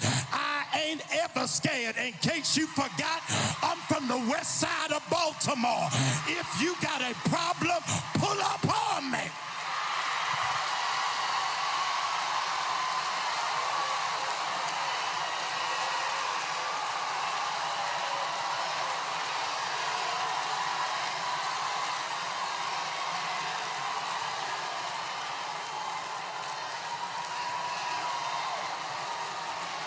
Stokely Carmichael said, our fathers had to run, but my generation is out of breath. We ain't running no more. Yea, though I walk. And after being on the run for 26 years from Saul and Philistines, David said, my running days are over. We don't have to run anymore. You only run when you're scared. But when you walk, when you got confidence, that greater is he that is in me than he that is in the world. Would you look at your neighbor and tell him, I ain't running nowhere. Be like a tree, be ye steadfast, unmovable, always abounding, knowing that your labor is not in vain. I'm not gonna run when nobody is chasing me, but I'm gonna walk like a smooth operator. I gotta walk because I understand that no weapon formed against me shall be able to prosper. All these other churches might not say nothing, but at 6400 Woodrow, we right outside of Decatur where it's greater. You got to understand that there is more for us at your neighbor and say, as long as we stick together, we ain't gotta run. Harriet Tubman said, whenever I tried to make our people be free, there were a few Negroes that tried to go backwards and tried to risk our freedom. I feel bad for them coons in the White House who are in there tap dancing for massa, wearing bow ties, shinning and grinding, laughing like nothing is funny. Get out of there, Negro, and stand with your people so that you understand that God is on our side. And of course, like clockwork, Fox News came out with a story regarding comments you made about Minister Louis Farrakhan and asking you, have you condemned his attacks on Jews? That's what happened. Yeah, it's the same playbook over and over again. Is that they didn't speak to any of the issues from the sermon on yesterday, but immediately it is to discredit. So it's easy to talk about me speaking at the Million Man March than to talk about Elon Musk raising up the Heil Hitler sign. So I get it. But it is important that we remember Nelson Mandela's words, you don't let your oppressor pick your friends. So I think that we've got to keep focused on what is the main thing. So, I mean, absolutely. And, you know, for me, I made perfectly clear, you know, those are imps, you know, those are minions. Those are folk who don't mean nothing. They ain't in no policy meetings. They ain't making no decisions. They just happy to get an invitation. I thought it was interesting what Tiger Woods now embraces being black, huh? Hey, listen, it never rains in Southern California. I don't know. I mean, he decided to show up to a Black History Month reception. I'm like, ain't that something? All right, again, Pastor Bryant, let folk know when the Target Fast starts. We start next Wednesday with 30,000 from our goal. Lottie-dottie, everybody, please go to targetfast.org. I need you to register. I'll send you a digital directory of 300,000 businesses. And today is our first day towards making a difference and impact. Roland, thank you so very much. I appreciate it. And I see some of y'all in the chat, y'all were saying, oh, man, Pastor Bryant sound muffled. I know why he sounds muffled. Y'all don't worry about it. I've already sent him some links to some items to get to correct that. So just go ahead and check your text message. And as always, you know, I when it comes You're to back. When it comes to technology, I don't play. I'm glad to be here. Thank you. Appreciate it, Doc. Thanks a lot. Love you, sir. You know, folk, again, let's be real clear. When you are doing the work, folk are going to get mad. And so all you got to do is just challenge folk who ain't doing the work. That's what you got to do. All right. So we're going to go to a break. We come back. We're going to talk about MSNBC, them canceling Joy Reid's show. She's on live right now. It's 7:44, 16 minutes left in her show. She's also going to be announcing on her show what she plans to do next. But I got some thoughts about what has gone down. You're watching Roland Martin Unfiltered on the Black Star Network. Support the work that we do. Join our Bring the Funk fan club. Now, some of y'all in the chat have been asking, how do we contribute? Via Cash App. Show it right now. This is the QR code. Cash App canceled all of our accounts because they changed their rules on the type of company you have to have.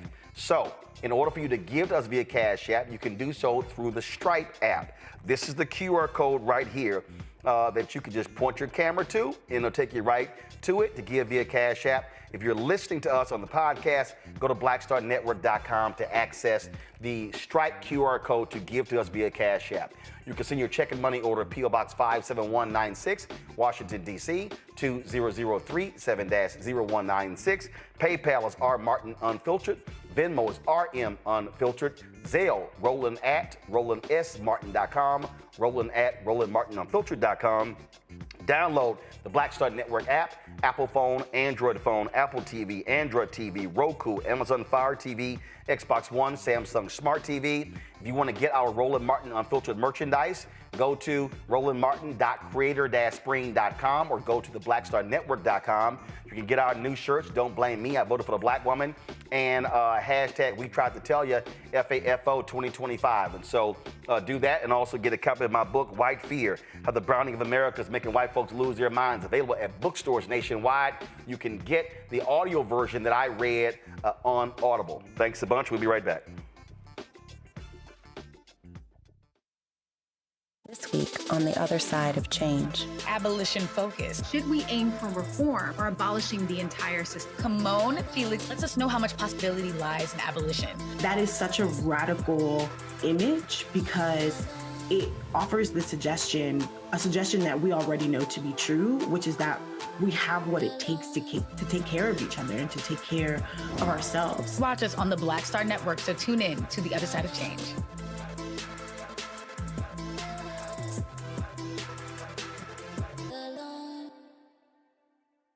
On the next Get Wealthy with me, Deborah Owens, America's Wealth Coach, have you ever had that $1 million idea and wondered how you could make it a reality?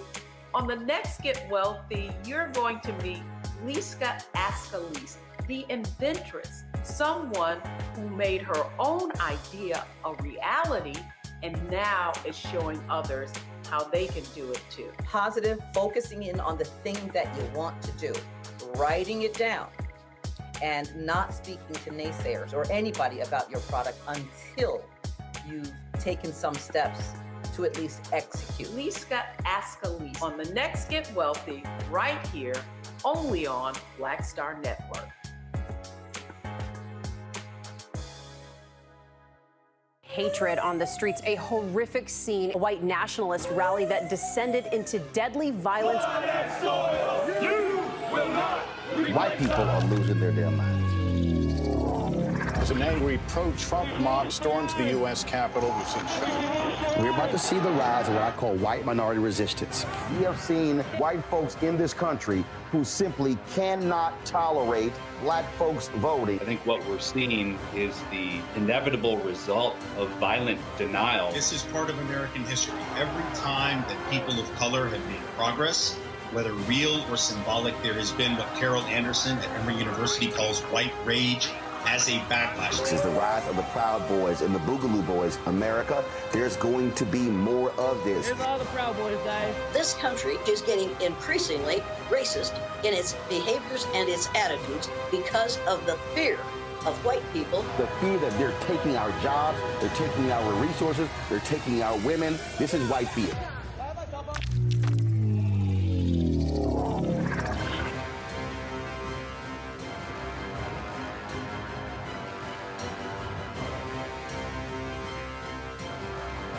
My name is Mark Carey, and you're watching Roland Martin Unfiltered.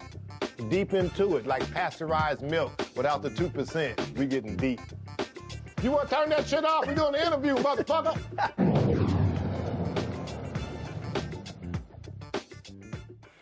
All right, folks, over the weekend, a lot of people were angry when the word came out that Joy Reid, her primetime show on MSNBC, had been canceled. I found out on Saturday, and then MSNBC would not confirm that, but then Variety and the New York Times dropped some stories that that night that confirmed what was going on. She's hosted that particular show for 5 years, and prior to that, she had a weekend show on MSNBC, as well before that, a daytime daily show, and before that, a weekend show. So this was actually the fourth show at Joy Reid has had at MSNBC. And so there have been a number of people who have been expressing lots of outrage as a result of this decision. Last night, there were a number of people. At one point, that about 10,000, this was a Win with Black Women and the Win with Black Men Zoom. At one point, they had about 10,000 people who were on the Zoom, and about 14,000 people who were live on YouTube. And so what MSNBC has apparently decided, they're going to move the weekend show that features Michael Steele, Simone Sanders, and Alicia Menendez. They're going to move that show to the 7 p.m. slot that Joy currently occupies. She's doing her last show right now, announcing what she's going to be doing next. And so that's happening as we speak. So that's with their decision. Also, the New York Post reported that they were ending several other shows, but they were, like, for instance, Jonathan Capehart, as well as a couple of others, but they're going to be moving them to other shows. So there's a whole realignment with their programming strategy. Rebecca Cutler, I worked with her at CNN several years ago. That's a whole other story. She became the president of MSNBC when Rashida Jones announced that she was stepping down. And so Cutler has been remaking the network, in her own image. Now, also understand there's also upheaval happening at MSNBC because Comcast announced that they were creating a separately publicly traded company called SpinCo. And what SpinCo is Comcast is moving these various networks into a separate business. Let me pull that press release up. And this also is the heart of this. So under this, MSNBC and NBC were under the Comcast umbrella when they purchased NBC Universal. But now, go to my iPad, Henry. So Comcast announced on November 20th, they were creating this separate business. And so what they were doing, they're putting, they're putting USA Network, CNBC, MSNBC, Oxygen, the E! Network, Sci-Fi, and the Golf Channel, along with their other digital assets such as Fandango, Rotten Tomatoes, Golf Now, and Sports Engine, through a separate publicly traded company called SpinCo. Mark Lazarus was going to be the CEO of that company. They're going to keep NBC under Comcast. And so now you're having these separate companies. You've had Elon Musk float the idea that when they become public, he may buy that company. So all these things are being thrown out. So keep in mind, when you talk about changes over the years, you've had other folks who've had shows. You've had other black women who've had shows on MSNBC. Shows got canceled.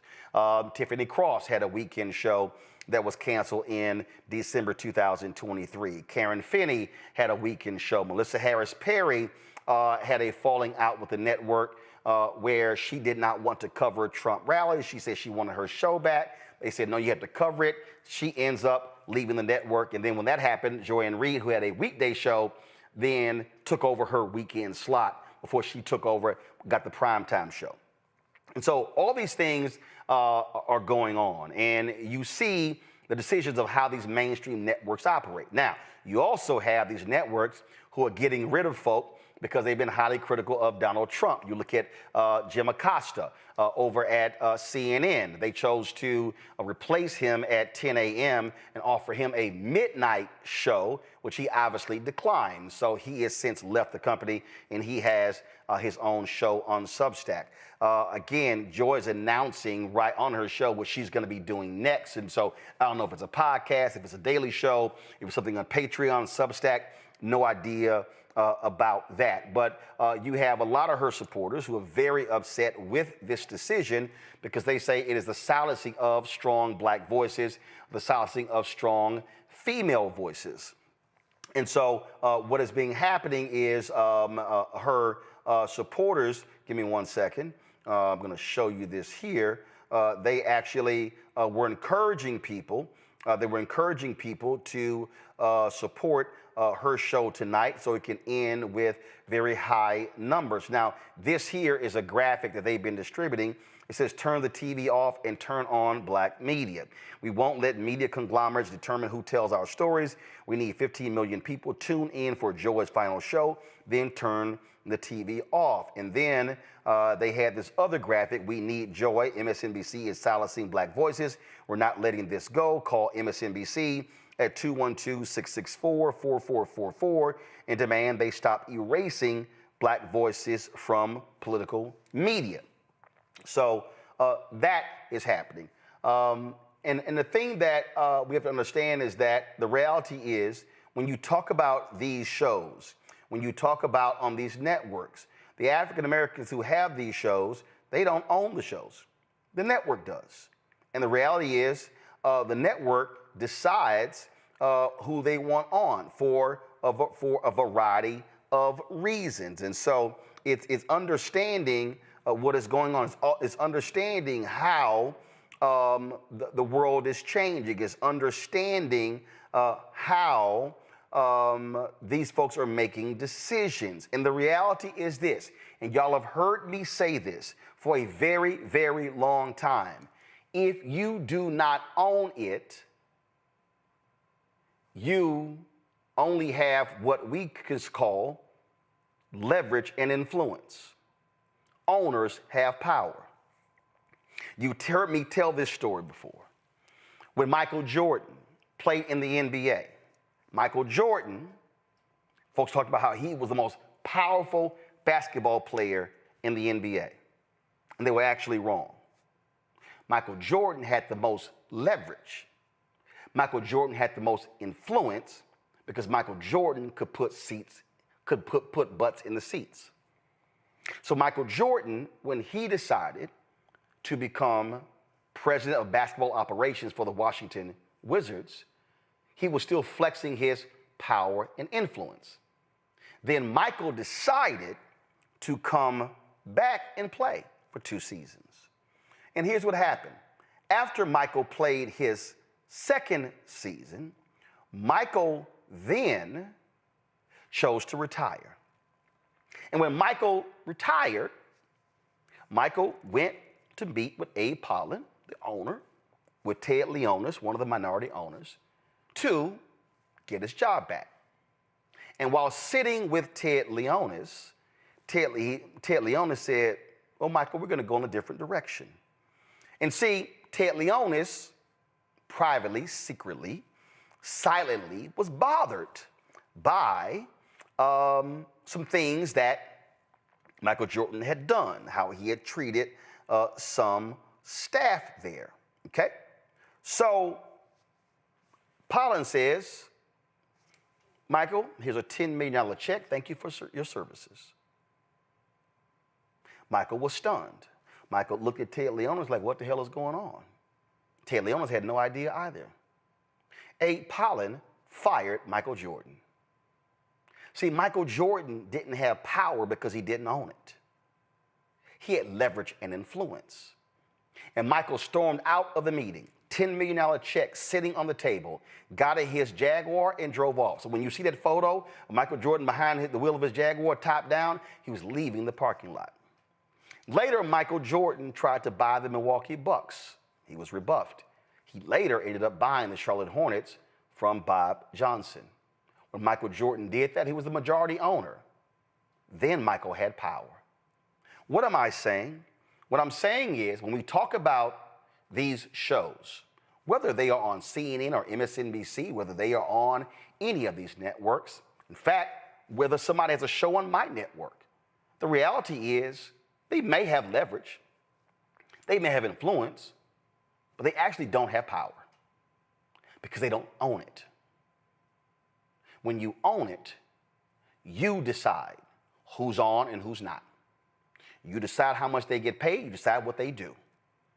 And so we are here where we are because Frederick Douglass owned the North Star, because Robert Abbott owned the Chicago Defender, because the owners of the Pittsburgh Courier, the owners of Ebony, Jet was John H. Johnson. Earl Graves owned Black Enterprise. Ed Lewis and others owned Essence Magazine. I can go on and on and on. What we have to recognize is that it's important to have black voices in mainstream media. But the fact of the matter is, mainstream media, mainstream white media, largely led by white executives, are going to make decisions that they want to make. And so what we can never do, while I absolutely support brothers and sisters and have fought for them to get mainstream jobs, what we can never do is allow black-owned media to die and perish. Because if that happens, then there is no place for us to have the unadulterated, the unfiltered truth when it comes to our issues. We must recognize that when we talk about Black-owned media, it also means hiring people behind the scenes, hiring people who are editors and directors and videographers and video playback and associate producers and production assistants and on and on and on. This should be a wake-up call to every brother and sister that those jobs are temporary. They're short-term. And it happens at Black-owned media. We're sitting here because TV One, Alfred Liggins, the owner, the CEO of Urban One, decided to cancel News One Now. And when Alfred Liggins sat me in his office in December, I think it was December 2nd, 2017, or December 9th, I can't remember, to tell me the show was being canceled, did I flinch? Nope. Did I cry? Nope. Was there a punch to the gut? Nope. Literally, as Alfred Liggins was telling me the reasons why he was canceling News One Now after 4 years. And before that, I had Washington Watch for 4 years. As he was talking, I was planning. As he was talking, I was plotting. We walked out of that meeting. I was sitting, D'Angela Proctor, went to high school with her. She was a senior executive at TV One. She was sitting next to me, and we went to her office, and she was like, I'm stunned. And I remember I was looking at her wall, and she was sitting around. She's like, how are you feeling? I said, oh, I'm fine, I'm planning. Because see, the day I walked in the TV One, I knew there was an expiration date. The day I sat in the lobby at CNN in 2007 and said, God, if this is for me, let your will be done, I knew there was an expiration date. So I want all of us to understand that we should be rightfully upset when one of our favorite voices is no longer on one of those mainstream platforms. But we must remember that that day could come for any one of the folks. Lester Holt announced today that he was stepping down as the anchor of the NBC Evening News and going to commit himself to just doing Dateline. Other shows hosts have left. And I had people tell me, they said, and I'll never forget, I had a group I was working with, all Black, they said, well, we're no longer going to work with you because, this is a true story, I got the letter, because your media profile is diminished. Now, first of all, I had already decided to fire them because they were not productive. And I said, I'm sorry, diminished? See, what happened was they felt my media profile was diminished because I was no longer at CNN when in April 2013 I left after they did not sign me to a new contract. And I said, diminished. We had just announced I was going to get a syndicated radio show, a daily morning show on TV One, and I signed a new deal with Tom Joyner Morning Show, but my media presence was diminished. Here's what they were really saying. You're no longer on white media like CNN, so we don't want to represent you. These were Black people. But see, I'd already fired them because they had not done what they should have done. And see, the interesting thing is that too many of us operate by white validation. Too many of us believe that white-owned media is better than Black-owned media. And the problem always comes up where we think that is better. We think it's a bigger check, it's a better vehicle. And let me be real clear. I'm not specifically talking about anybody in particular. I'm telling you a state of mind that exists among Black people. And so the funny thing is, the folk who said that my media presence was being diminished because I wasn't on CNN didn't realize that I've been gone for 12 years. I actually make more today than I was making from CNN. We actually have done more.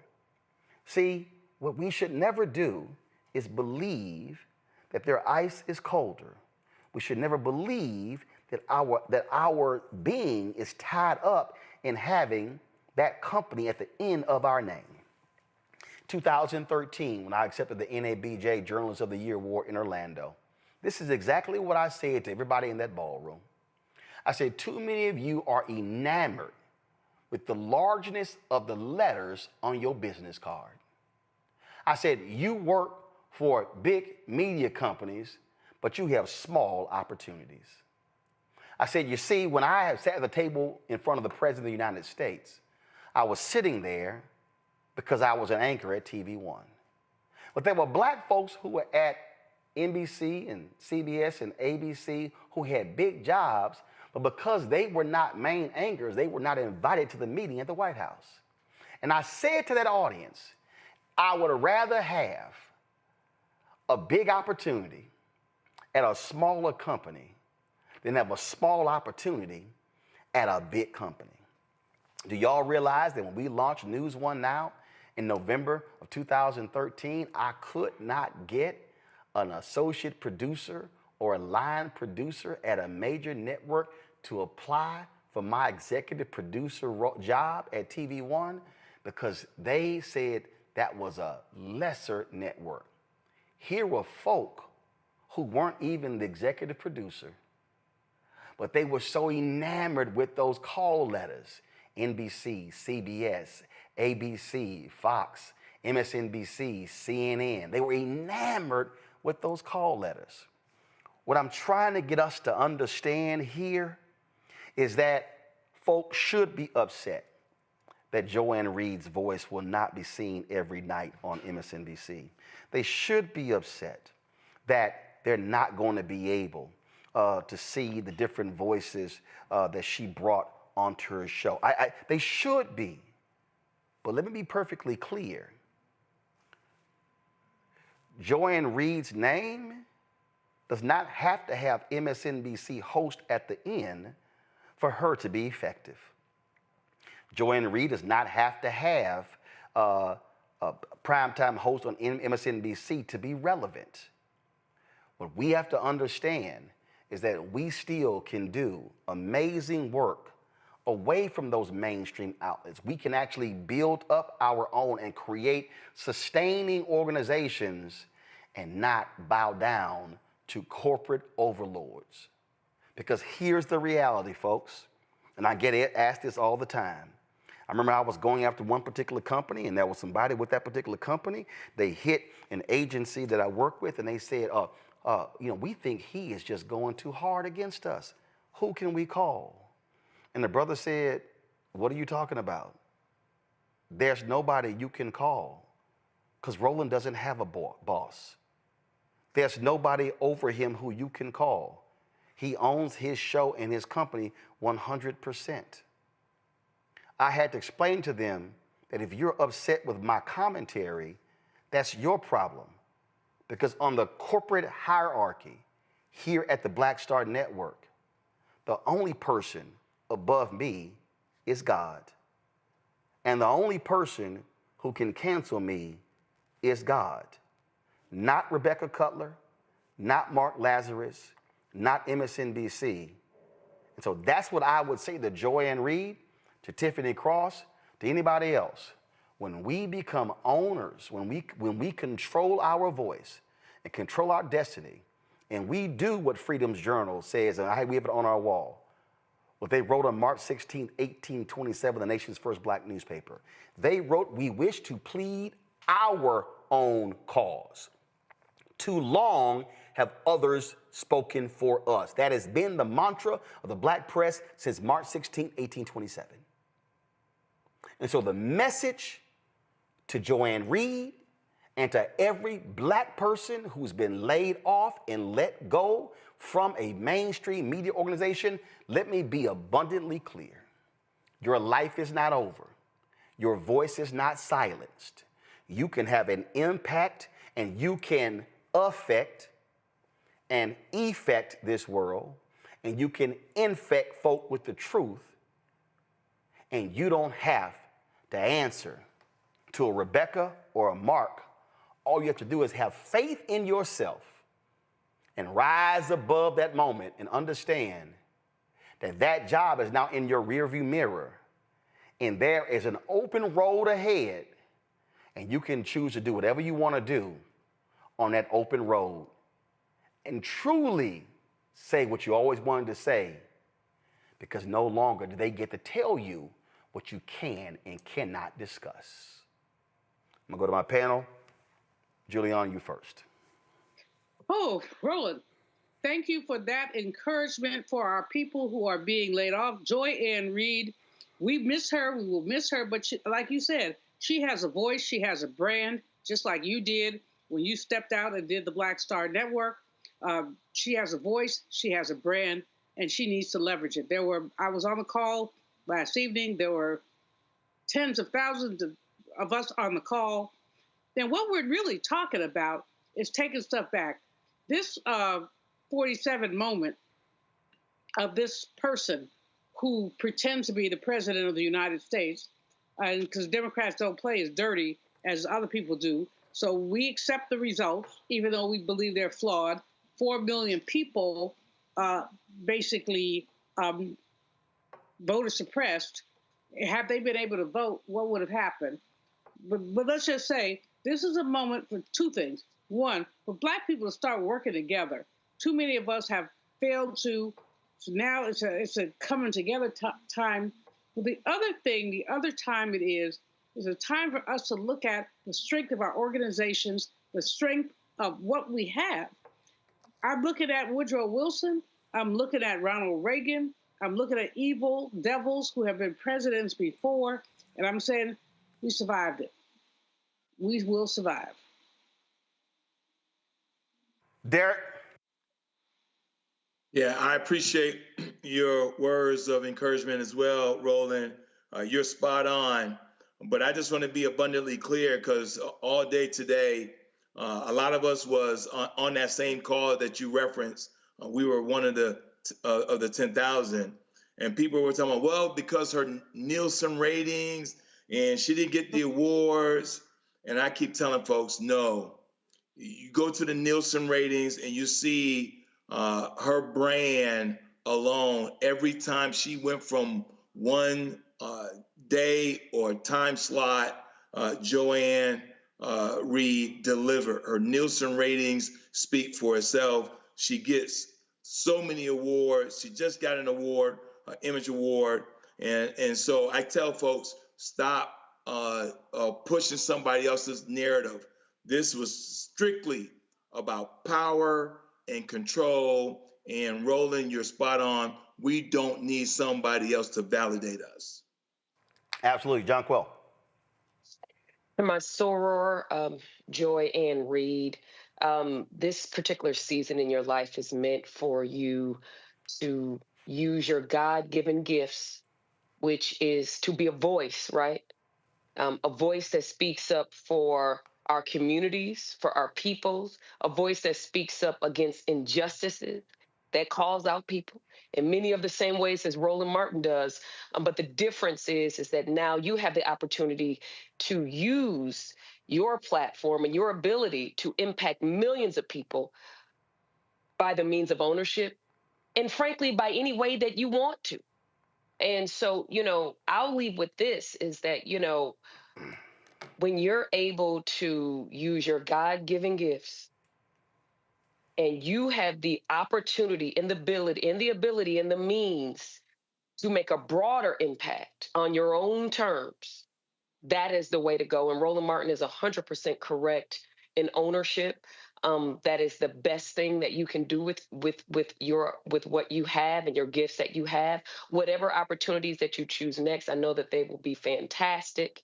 And just know that we are all here supporting you and to keep fighting the good fight because we need you. Folks, I want to play this because I think some folk need to be reminded of what happens when you step out on faith and when you don't worry about what other folk have to say.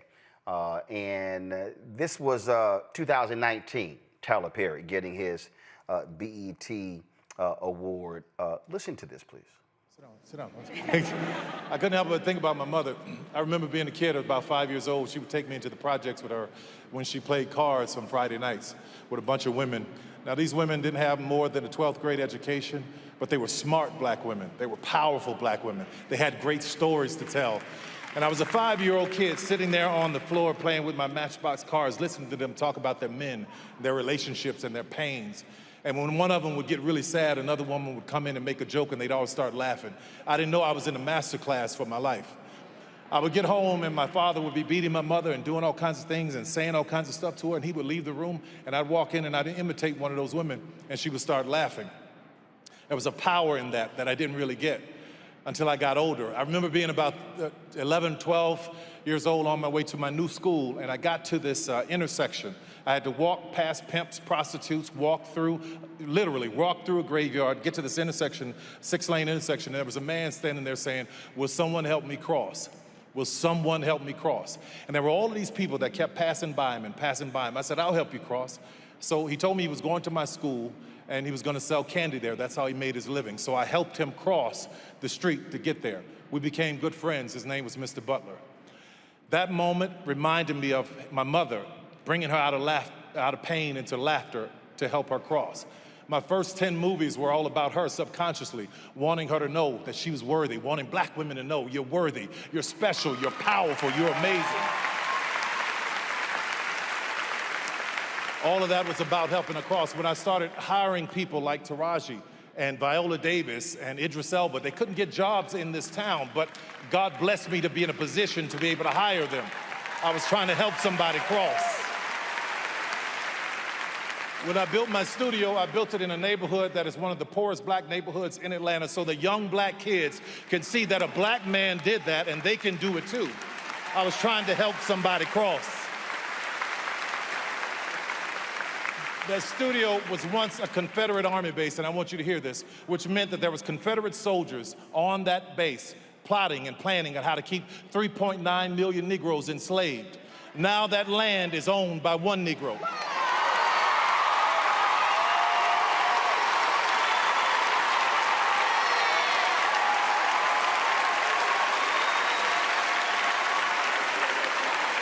It's all about trying to help somebody cross. While everybody was fighting for a seat at the table, talking about Oscar so white, I said, y'all go ahead and do that. But while you fighting for a seat at the table, I'll be down in Atlanta building my own. Because what I know for sure is that if I could just build this table, God would prepare it for me in the presence of my enemies.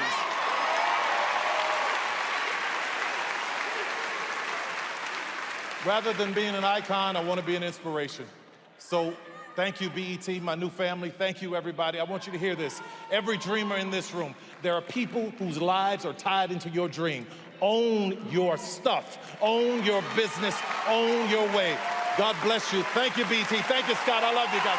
Thank you. That was important to play because I think sometimes folk have to be reminded that you don't have to seek permission. Tyler and I had a conversation after that, and one of the things that he told me, he said, Roland, if you think about every major black person in Hollywood, he said, I have offered to them to come to be able to sit down and I'll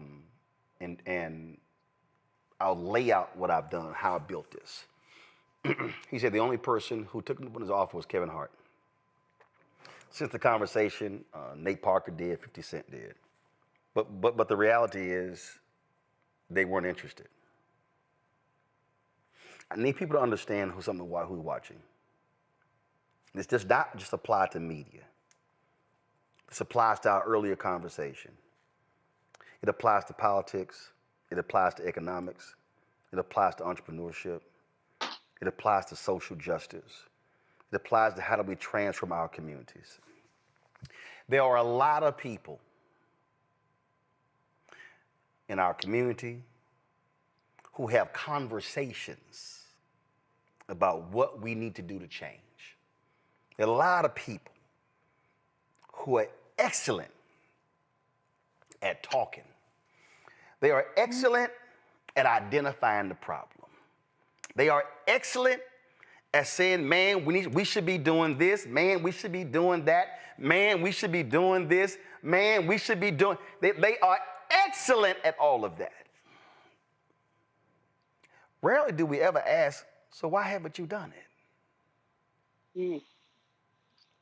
I need folk to understand that when we started this show, black folk told me that shit ain't gonna work. Black folk told me, man, what you doing? You can't do that. I remember YouTube. Remember YouTube people, they were actually funding projects. Literally said black news can't work. When we launched this show, we launched with 157,000 subscribers on September 4th, 2018. That's what we launched with. How many of y'all remember this social media post when we hit 500,000? How many of y'all remember that particular post? How many of y'all remember when we posted this?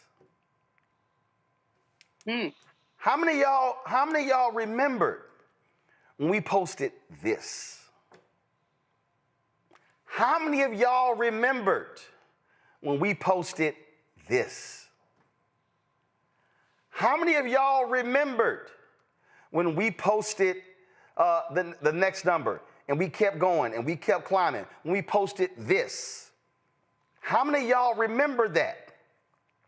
How many of y'all remember when the folk who said, man, y'all ain't doing nothing, it ain't gonna involve nothing, and we said, okay, cool, we good. We good. Y'all, folks said, you this and you that, and you boule and you bougie, and you this, and I'm like, okay, cool. What we did was what Nehemiah said, just keep one hand on your weapon and the other hand building. We ain't worried about the haters. We didn't care what the haters had to say. We didn't care about nothing they had to say, because all they did was just talk. We kept building. Y'all remember this one right here, huh?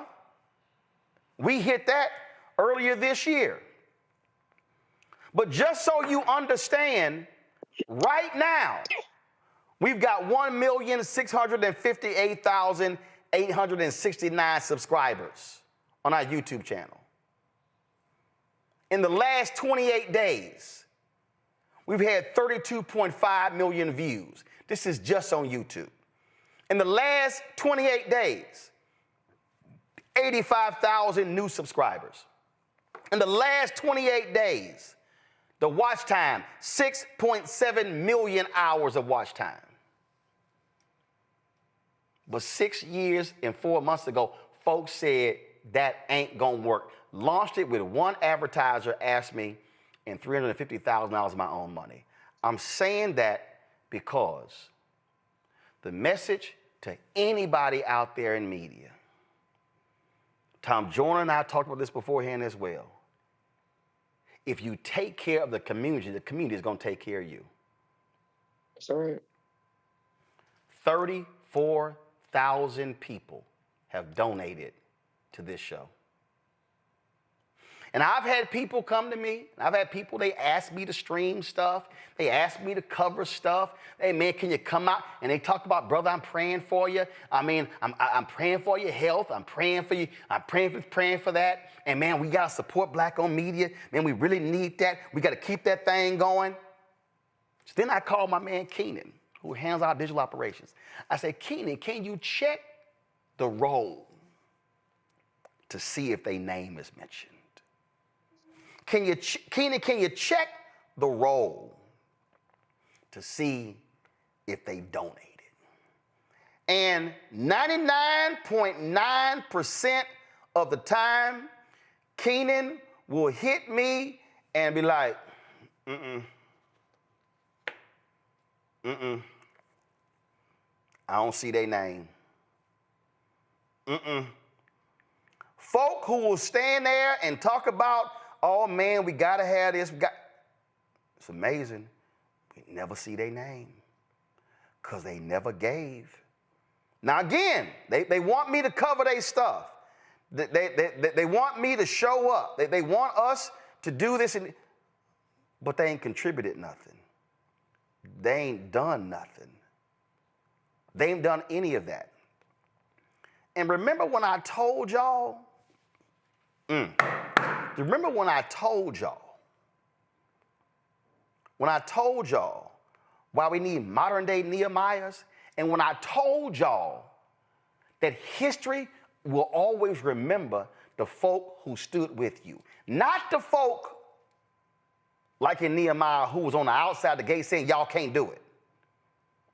They're going to remember the builders. And if y'all think I'm lying, all you got to do is when you go to Nehemiah chapter 3, it says it right here. This gate was rebuilt by the sons of Hassaniah. They laid its beams and put its doors and bolts and bars in place. Then it says, Miramoth, son of Uriah, repaired the next section. And this who did the repaired for the next section. And it says the next section. And it says the Dishana gate was repaired by, boom. They laid its beams and put its doors with their bolts and bars in place. You read Nehemiah 3 and 4, it's going to tell you they name all of the people who helped rebuild the wall. So I hope y'all now understand why every Friday we run the names of the people. Control room, get it ready. We run the names of the people who gave 10,000, 5,000, 1,000, 500, 250, 200, 100, 50, 40, 30, 20, 10, 5, 1. They are the people who can take credit for helping build the Black Star Network. And when we as Black people take full accountability and are willing to put our money where our mouth is, if we are willing to actually engage in the action, there's nothing that we cannot build. And I can tell you right now, we can build a network as big as CNN, bigger than MSNBC, bigger than what's out here. We've got to first have the faith in God to do it. Second, the faith in ourselves. And thirdly, we got to be willing to do the work to build. So let me thank John Quell. Let me thank Derek. Let me thank Julian for being here. I appreciate it. I appreciate the folks who are on our panel every single night who make this possible. But I also want the folk watching to understand we can do it. Joy can do it. Tiffany can do it. Angela Rye can do it. We can all do it. And what also has to happen is folk also work together in concert to actually make it happen. Your support is critical to our success. So if you want to allow us to do what we do, contribute to our Bring the Funk fan club. We make it real simple. The target goal is to get 20,000 people contributing on average $50 each a year. It's $4.19 a month, 13 cents a day. You can do that by utilizing the Stripe QR code. Cash App cancel our accounts because we are an Inc., but you have to be an LLC. So if you want to contribute via Cash App, use the Stripe QR code. It's right there. Click the Cash App button to continue to contribute. You can send your check and money order, P.O. Box 57196, Washington, D.C., 20037-0196. PayPal, R. Martin Unfiltered. It's paypal.me/R. Martin Unfiltered. Put that in your signature, in your signature line in Google. Venmo is venmo.com/RM Unfiltered. Zelle, Roland@RolandSMartin.com, Roland@RolandMartinUnfiltered.com. If you want to get my book, White Fear, How the Browning of America is Making White Folks Lose Their Minds, when you buy that book, that money is vested back into the show. Bookstores, you can get it, or also get the audio version unaudible. When you get our merchandise, the money from merchandise goes back into the show. And so go to RolandMartin.creator-spring.com for the actual merchandise as well. And download our Black Star Network app, Apple phone, Android phone, Apple TV, Android TV, Roku, Amazon Fire TV, Xbox One, Samsung Smart TV. Tell your friends and family to subscribe to our channel. We want to hit 2 million subscribers. So just go to youtube.com/Roland S. Martin, click subscribe. That's all they got to do. And so that's because we launched a new show with Jameer Burley and Bria Baker. I want to launch 3 other shows this year, and this is what it's all about. Not having to ask somebody for permission to talk about what our concerns are. So that's what we're actually trying to do. All y'all YouTube folks, it's 8,000 of y'all, hit that like button. When you hit the like button, y'all, that impacts the algorithm. So right now, we got 3,600 likes. How do we have 8,000 people watching live right now and we don't have 8,000 likes? Now, I know some haters in there. We should easily have 6,000 or 7,000 likes. So y'all should be hitting that like button before I sign off. Now, I put this commercial together because here's the deal. I don't know what Joy's next thing is. I don't know if she's launching a daily show. I don't know. I'll get that update. But here's the deal. We put this together for the folk who, if you watch her show every night, guess what? Want to turn MSNBC off. And you know what? We here every single night. Roll it.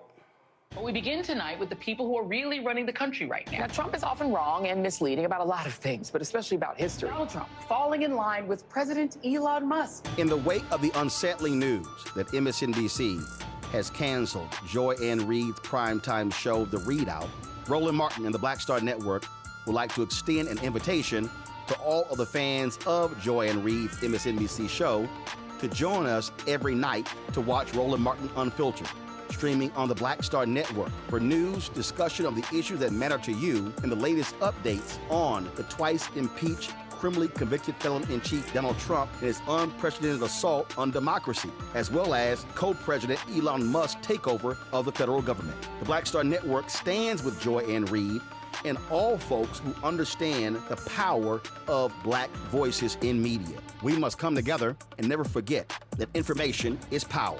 Be sure to watch Roland Martin Unfiltered weeknights, 6 p.m. Eastern at youtube.com/Roland S. Martin or download the Black Star Network app. Folks, this is all about us building. After we roll all of our donors, we're going to restream the program that we streamed earlier with Isaac Hayes and Fanbase. If you want to download Fanbase, this is a perfect example. Why are we still sitting here on Clubhouse when we got audio rooms on Fanbase? We can be posting images on Fanbase. We can be. They're working on a microblogging site called Spark that replaces Twitter. Bottom line, y'all, we should be supporting, building up, and investing in a black-owned app as opposed to us just being consumers. So download the app, Fanbase, or you're going to invest, go to startengine.com/Fanbase for more information. Folks, y'all see, I'm rocking Black on Media Matters, hashtag Black on Media Matters. Use that, post that, because what we're building allows us to tell our story, and we got to ask nobody for permission. I'm going to see y'all tomorrow. Holla!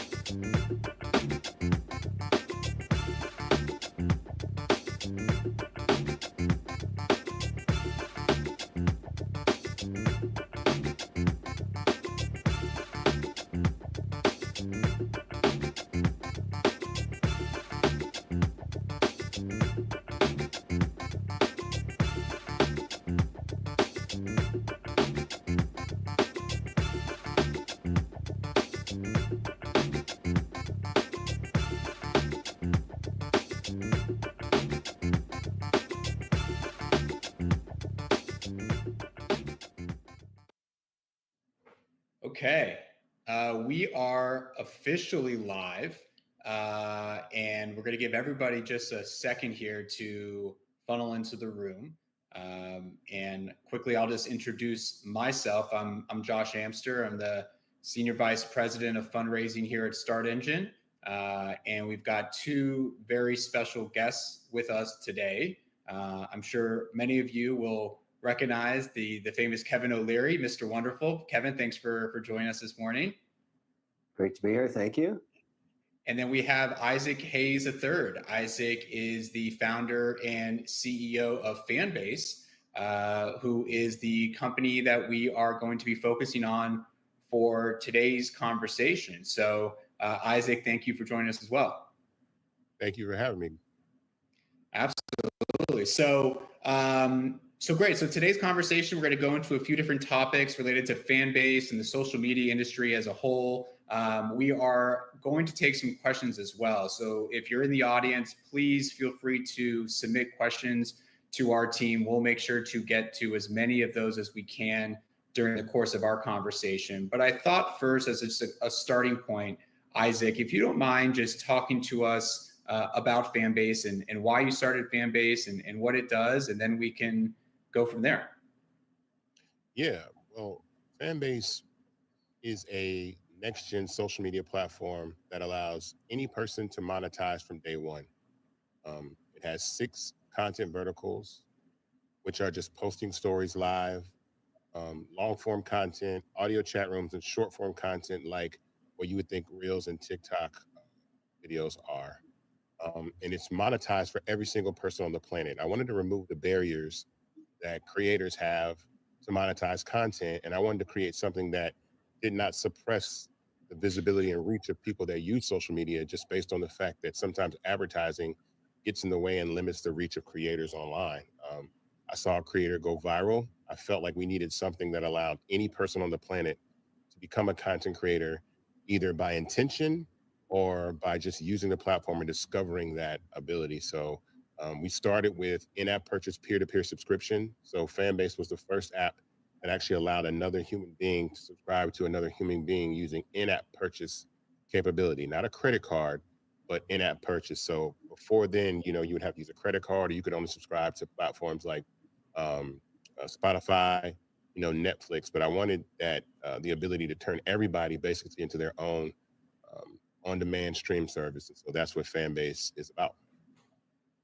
Great. And so Fanbase right now has a reggae offering that is live on the platform on Start Engine. And as I mentioned, the company's raised just over $9.5 million in the current reggae offering, but a lot more in crowdfunding previously. I know, I think more than $8 million in prior regulation CF offerings. So in total, between everything, over $17 million in crowdfunding. So Isaac, what is it about crowdfunding that has, attracted you to it, and why have you been so successful within it? Well, a couple things. It was a necessity at the time because we were kind of in COVID. We weren't able to move, but I also think that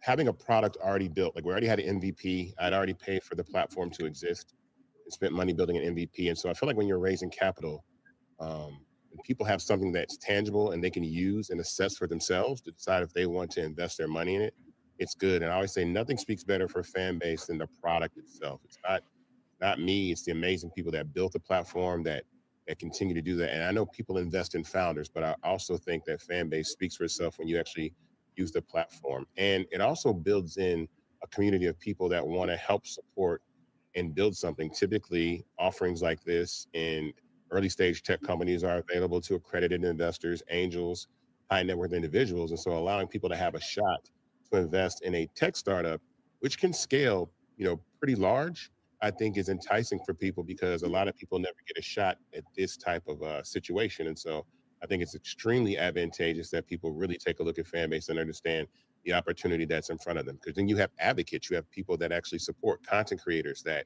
can actually own equity in a platform that they use. And a lot of people, there are quite a few people that have invested in Fanbase and already made back money that they've invested in Fanbase by using the app. And that's remarkable because it's doing the job it's supposed to do. Very interesting. Now, I know TikTok has been in and around the news a lot recently, and Kevin, you've been very involved in that discussion in the news cycle. Just a fun stat, since the TikTok ban that was in place, that helped Fanbase dramatically. I think almost $4 million was raised by the company since that ban was put into effect, and then obviously delayed. But Kevin, what is it that got you just interested in this space and looking at a TikTok purchase? What is it about the social media space as a whole that, from an investor standpoint, people should be looking at? Well, I would go back up to 30,000 feet and go back maybe 3 years ago, just pre-pandemic. I have over 54 private company investments in all 11 sectors of the economy. And we know pretty well, these are private, so what matters is revenue and free cash flow in each case. So we have a pretty good idea of where the pain points are in each business, no matter if it's insecticide or commercial kitchens for airlines or wireless charging. They have two challenges always. How do they acquire new customers? And they call that CAC these days, customer acquisition cost. And how do they best spend their advertising dollars, ROAS, return on ad spend? Those are two metrics that have become within the nomenclature of every sector of the economy now. I don't care if you're Nike, you care about that. And social media in the last 3 years is the fastest growing spend for acquiring customers and maintaining communities. And so what's very difficult to do with and I think Fanbase has achieved that, is to get some kind of critical mass, to actually form a community that advertises to itself effectively. It says, look, this platform, I'm a creator on this platform, and I monetize on it. And it's worth my time when I get up in the morning and spend my 18 hours a day doing whatever I do, because this is a giant digital community that has choices. It can go to any social media site, TikTok included, or Instagram or Facebook or LinkedIn even, or X, whatever, and monetize their business, grow their business, form a community, and figure out a way to live off it. It's actually turning into the fastest growing part of the economy in job creation. And even Congress has started to notice it, because the market caps of these companies are over $1 trillion. So you have to try and find, from the investment perspective of this deal, if you can catch the wave early enough and it continues to get scale, because it's like almost like a supernova. It creates its own energy. At some point, there's the critical mass tipping point. And I think that's kind of the story here, and why it's, now whether or not TikTok makes a difference, it may go dark on April 5th. We don't know. But this is achieving success while TikTok's still around.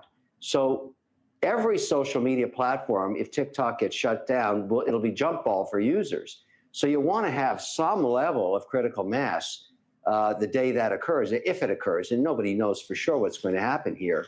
But it does show you the importance of building a community where people trust the platform regarding their personal information and their ability to monetize it, because that's what got TikTok in trouble in the first place. And I think that's something that Fanbase has obviously taken to another level by turning their users into investors, right, through the equity crowdfunding solution. Isaac, talk to us a little bit about the brands that is Fanbase, and how big that community is, and just how strong that community is, given everything that you've done in your guys' past. Yeah, so we have over 1.4 million users on the platform.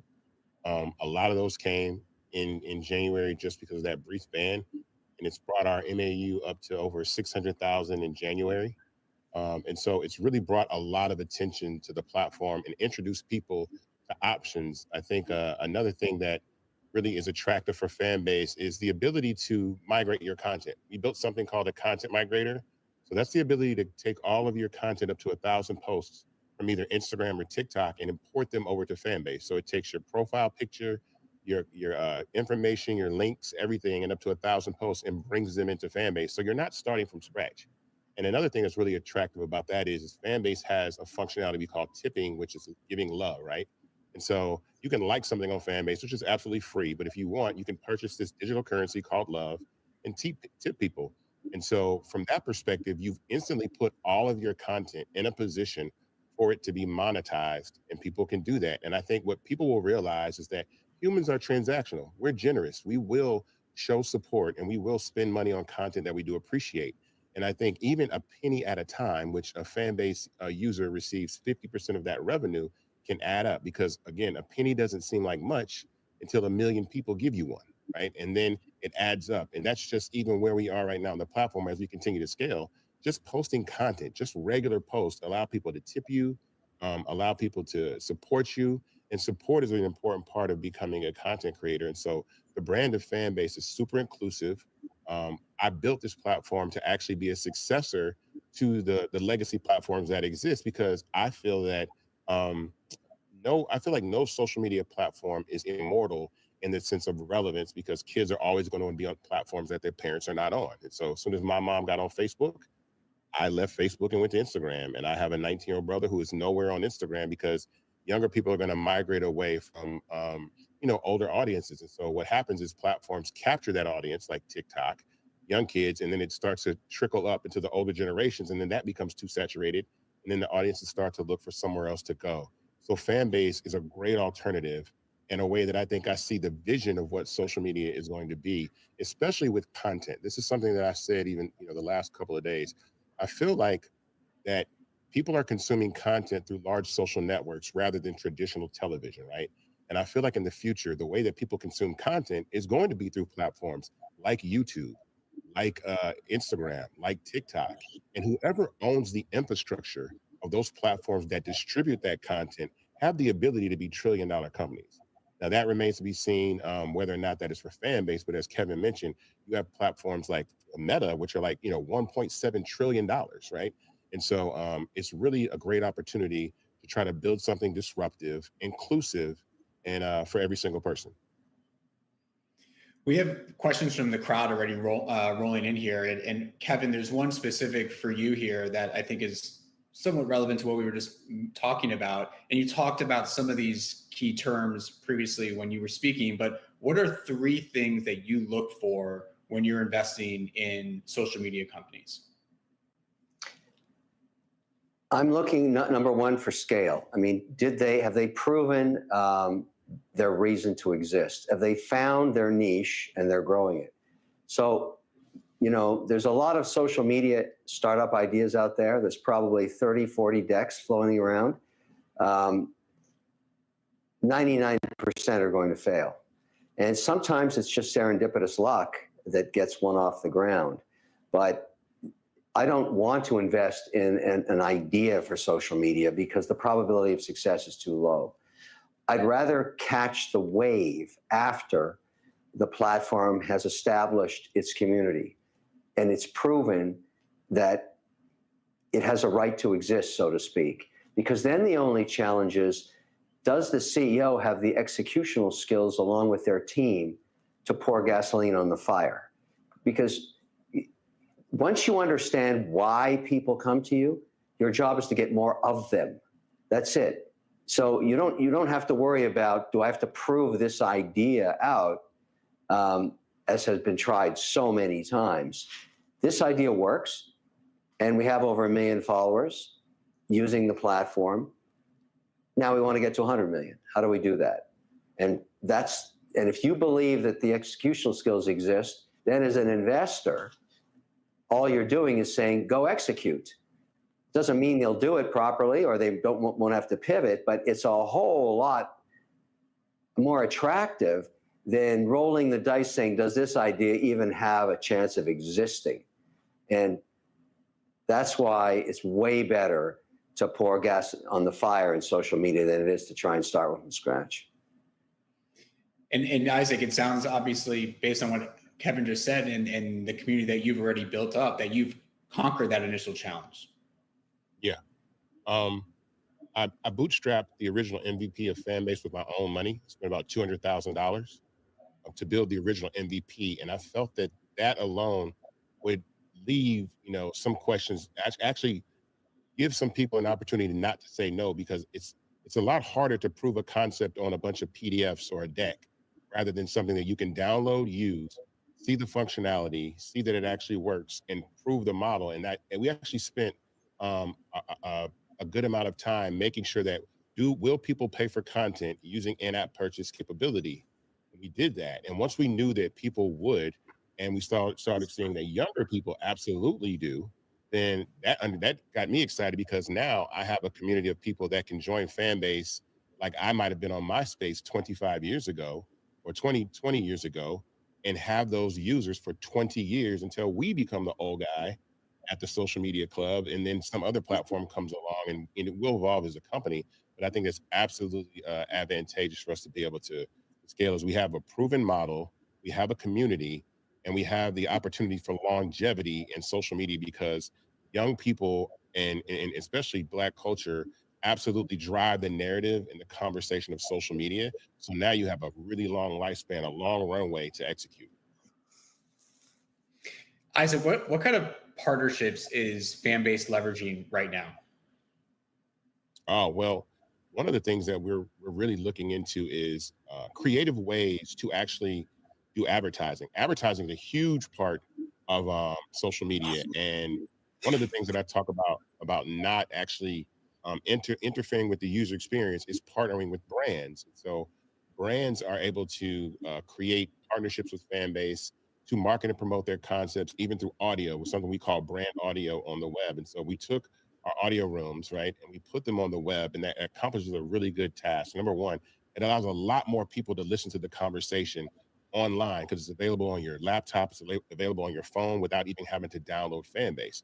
But then it also creates the opportunity to advertise, create call to action buttons, create opportunities for people to engage and create events and moments. So we've been partnering with brands to be able to create that type of opportunity. So for instance, the ability for a brand to come on board and talk about a release and give people early access to things that they would not get. It creates this kind of FOMO about audio, because you missed a conversation that happened on Fanbase where people were talking about something that you really wanted to be a part of, or talk to the creator or the producer of a film. We've had a couple films, a couple documentaries actually do things on Fanbase in audio. So our brand partnerships is really what we focus on for that. And then we have HBCU partnerships. We partnered with Apple's Propel for HBCU students right here in Atlanta, Georgia. And I think that's also critical, because it gives an opportunity for young people to get a look inside of a tech company, to actually touch and be a part of something and understand what's going on under the hood, and inspire them to build great things and great products and great software as well. I think we need to get Mr. Wonderful a Fanbase account so he can do his guitar jam sessions for the public and get some tips flowing in his direction. I think, Kevin, you probably would like that, wouldn't you? Yeah, I wanted to ask Isaac, by the way, I said this earlier before we went live, I'm a huge fan of Isaac Hayes.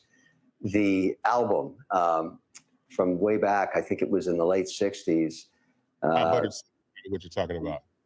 Yeah, I still have it on vinyl, and the reason it's crazy, I just played it a couple of nights ago for my kids. They went nuts. They loved it. And so it just shows you everything old comes back again. So here it is. But I wanted to make sure that you, maybe if you can, I don't know about the quiet period, talk about how Fanbase makes money for Fanbase.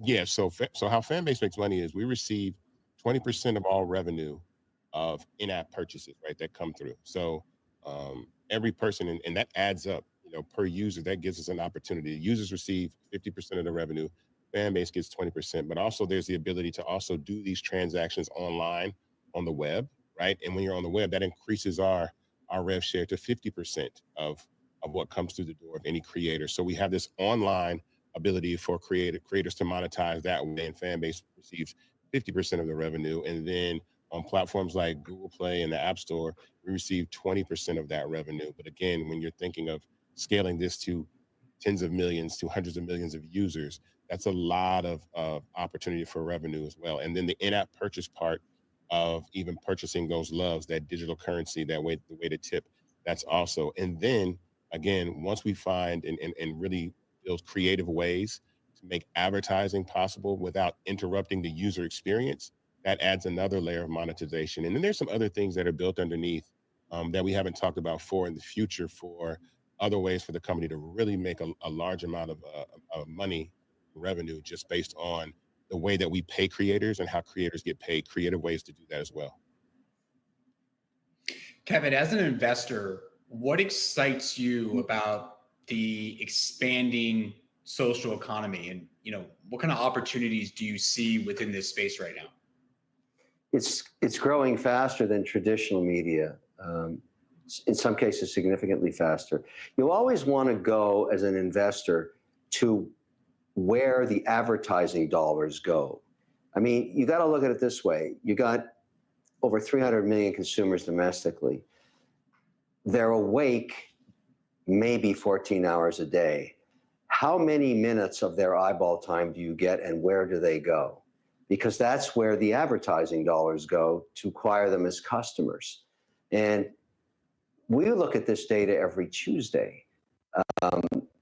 We use every single possible form of media to advertise, from traditional, linear television to streaming services to every single social media platform that can prove to us, a low CAC and a high ROAS. And so we're constantly looking. And so I just look at each Tuesday, what percentage of the spend of the aggregate companies across all 11 sectors is going where? And there's no question about it. I don't care who you are, if you're an S&P 500 company or you're just a startup selling insecticide.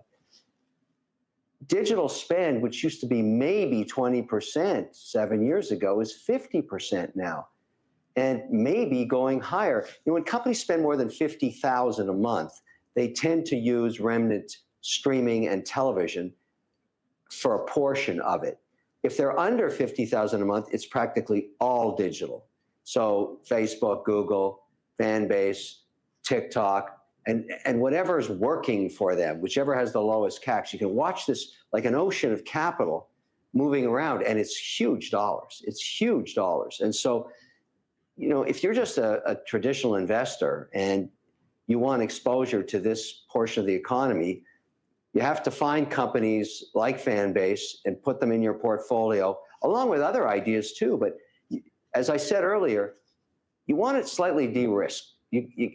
Did they prove they can get 1 million, people engaged on the platform? Doesn't mean they monetize all 1 million, but the fact that they have 1 million means there's no reason they can't have 100 million unless they screw it up. That's how it works. That's how traditionally it works. Whatever got the first 1 million should be able to get the next 99. You just need executional skills. And on that point, Isaac, one of the questions coming in from the audience is, how is Fanbase going to achieve that velocity, that growth velocity that Kevin's mentioned? What are the plans?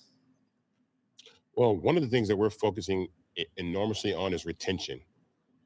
Retention is really, the key to scaling a community. Is once you find that perfect recipe of what holds people on a platform longer, like what Kevin was speaking about earlier, is like, how long do people stay on these platforms? This is a battle for people's attention and eyeballs. Like, the average person spends about between 30 to 36 minutes a day on Fanbase, right? And the amazing part about that is that's up there with platforms like YouTube, up there with platforms like Instagram and TikTok. I think audio is a real big addition to that holds people, because people are sitting on the platform all day having these audio conversations. And so we're looking for that sweet spot of retention. So those are things that the functionality that people want, the functionality that people are used to, and then also being innovative, like really creating great product. But once you nail retention and got it, now you can market, because you know that no matter who comes in your platform, you're going to keep a percentage of those people regardless, because you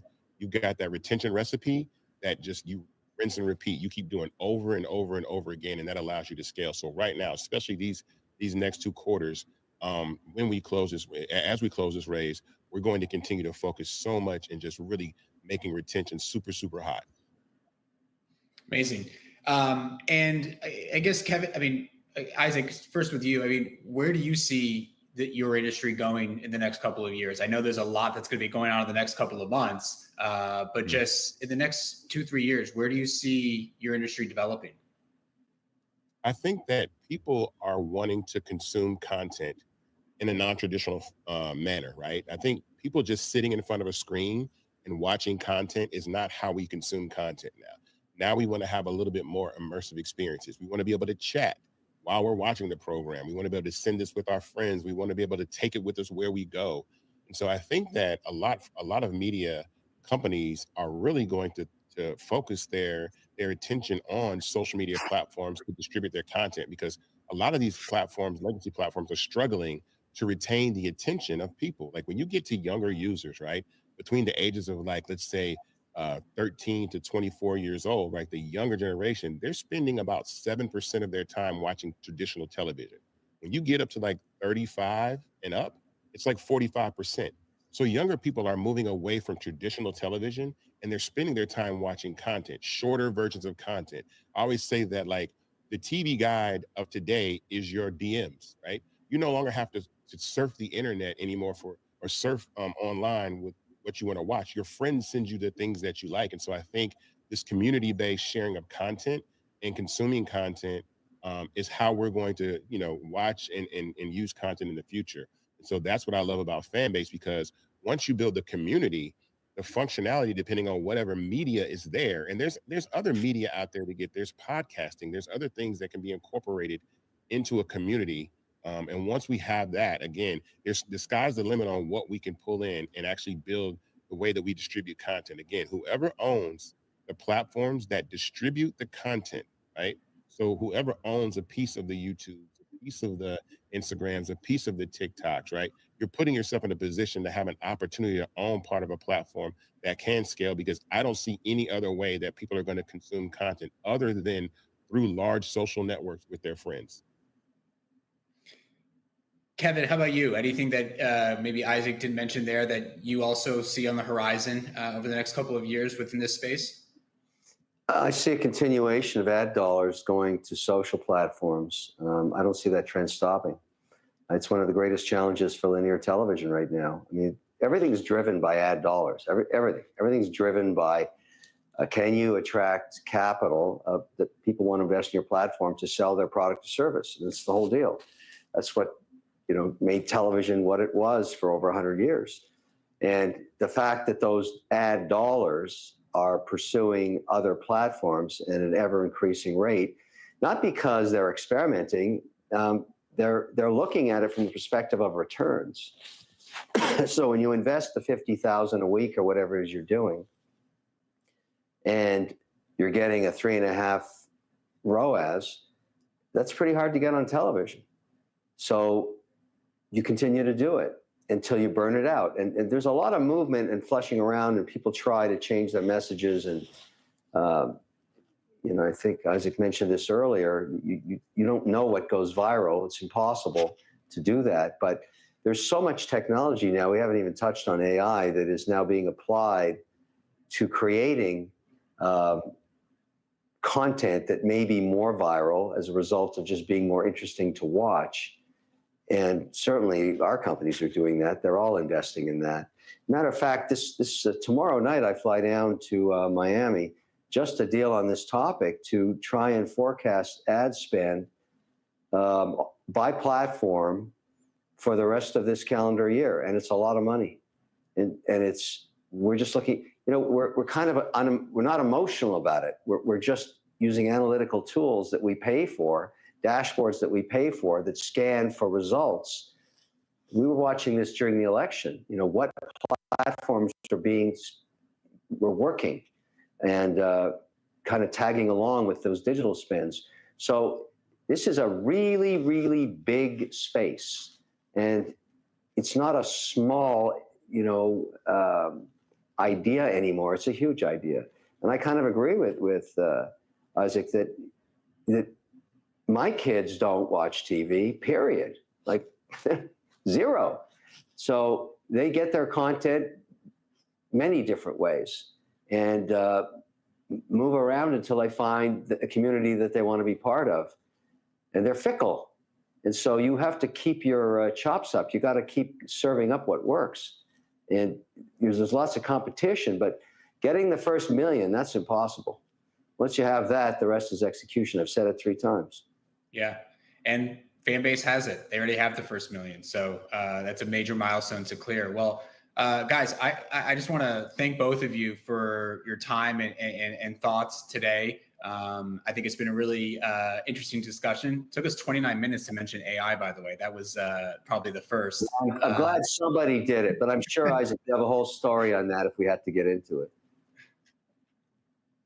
Yeah. Well, great. So Kevin, thank you for your time. Isaac, thank you as well. Again, just a reminder for everybody, Fanbase has a live offering on Start Engine right now. You can, there's been a ticker scrolling at the bottom there, invest.fanbase.app. You can go there and learn more about the offering. But I just want to thank both of you again for your time, and I hope you both have a great rest of your day and a great week. Thank you. Okay, thanks everybody. Take care.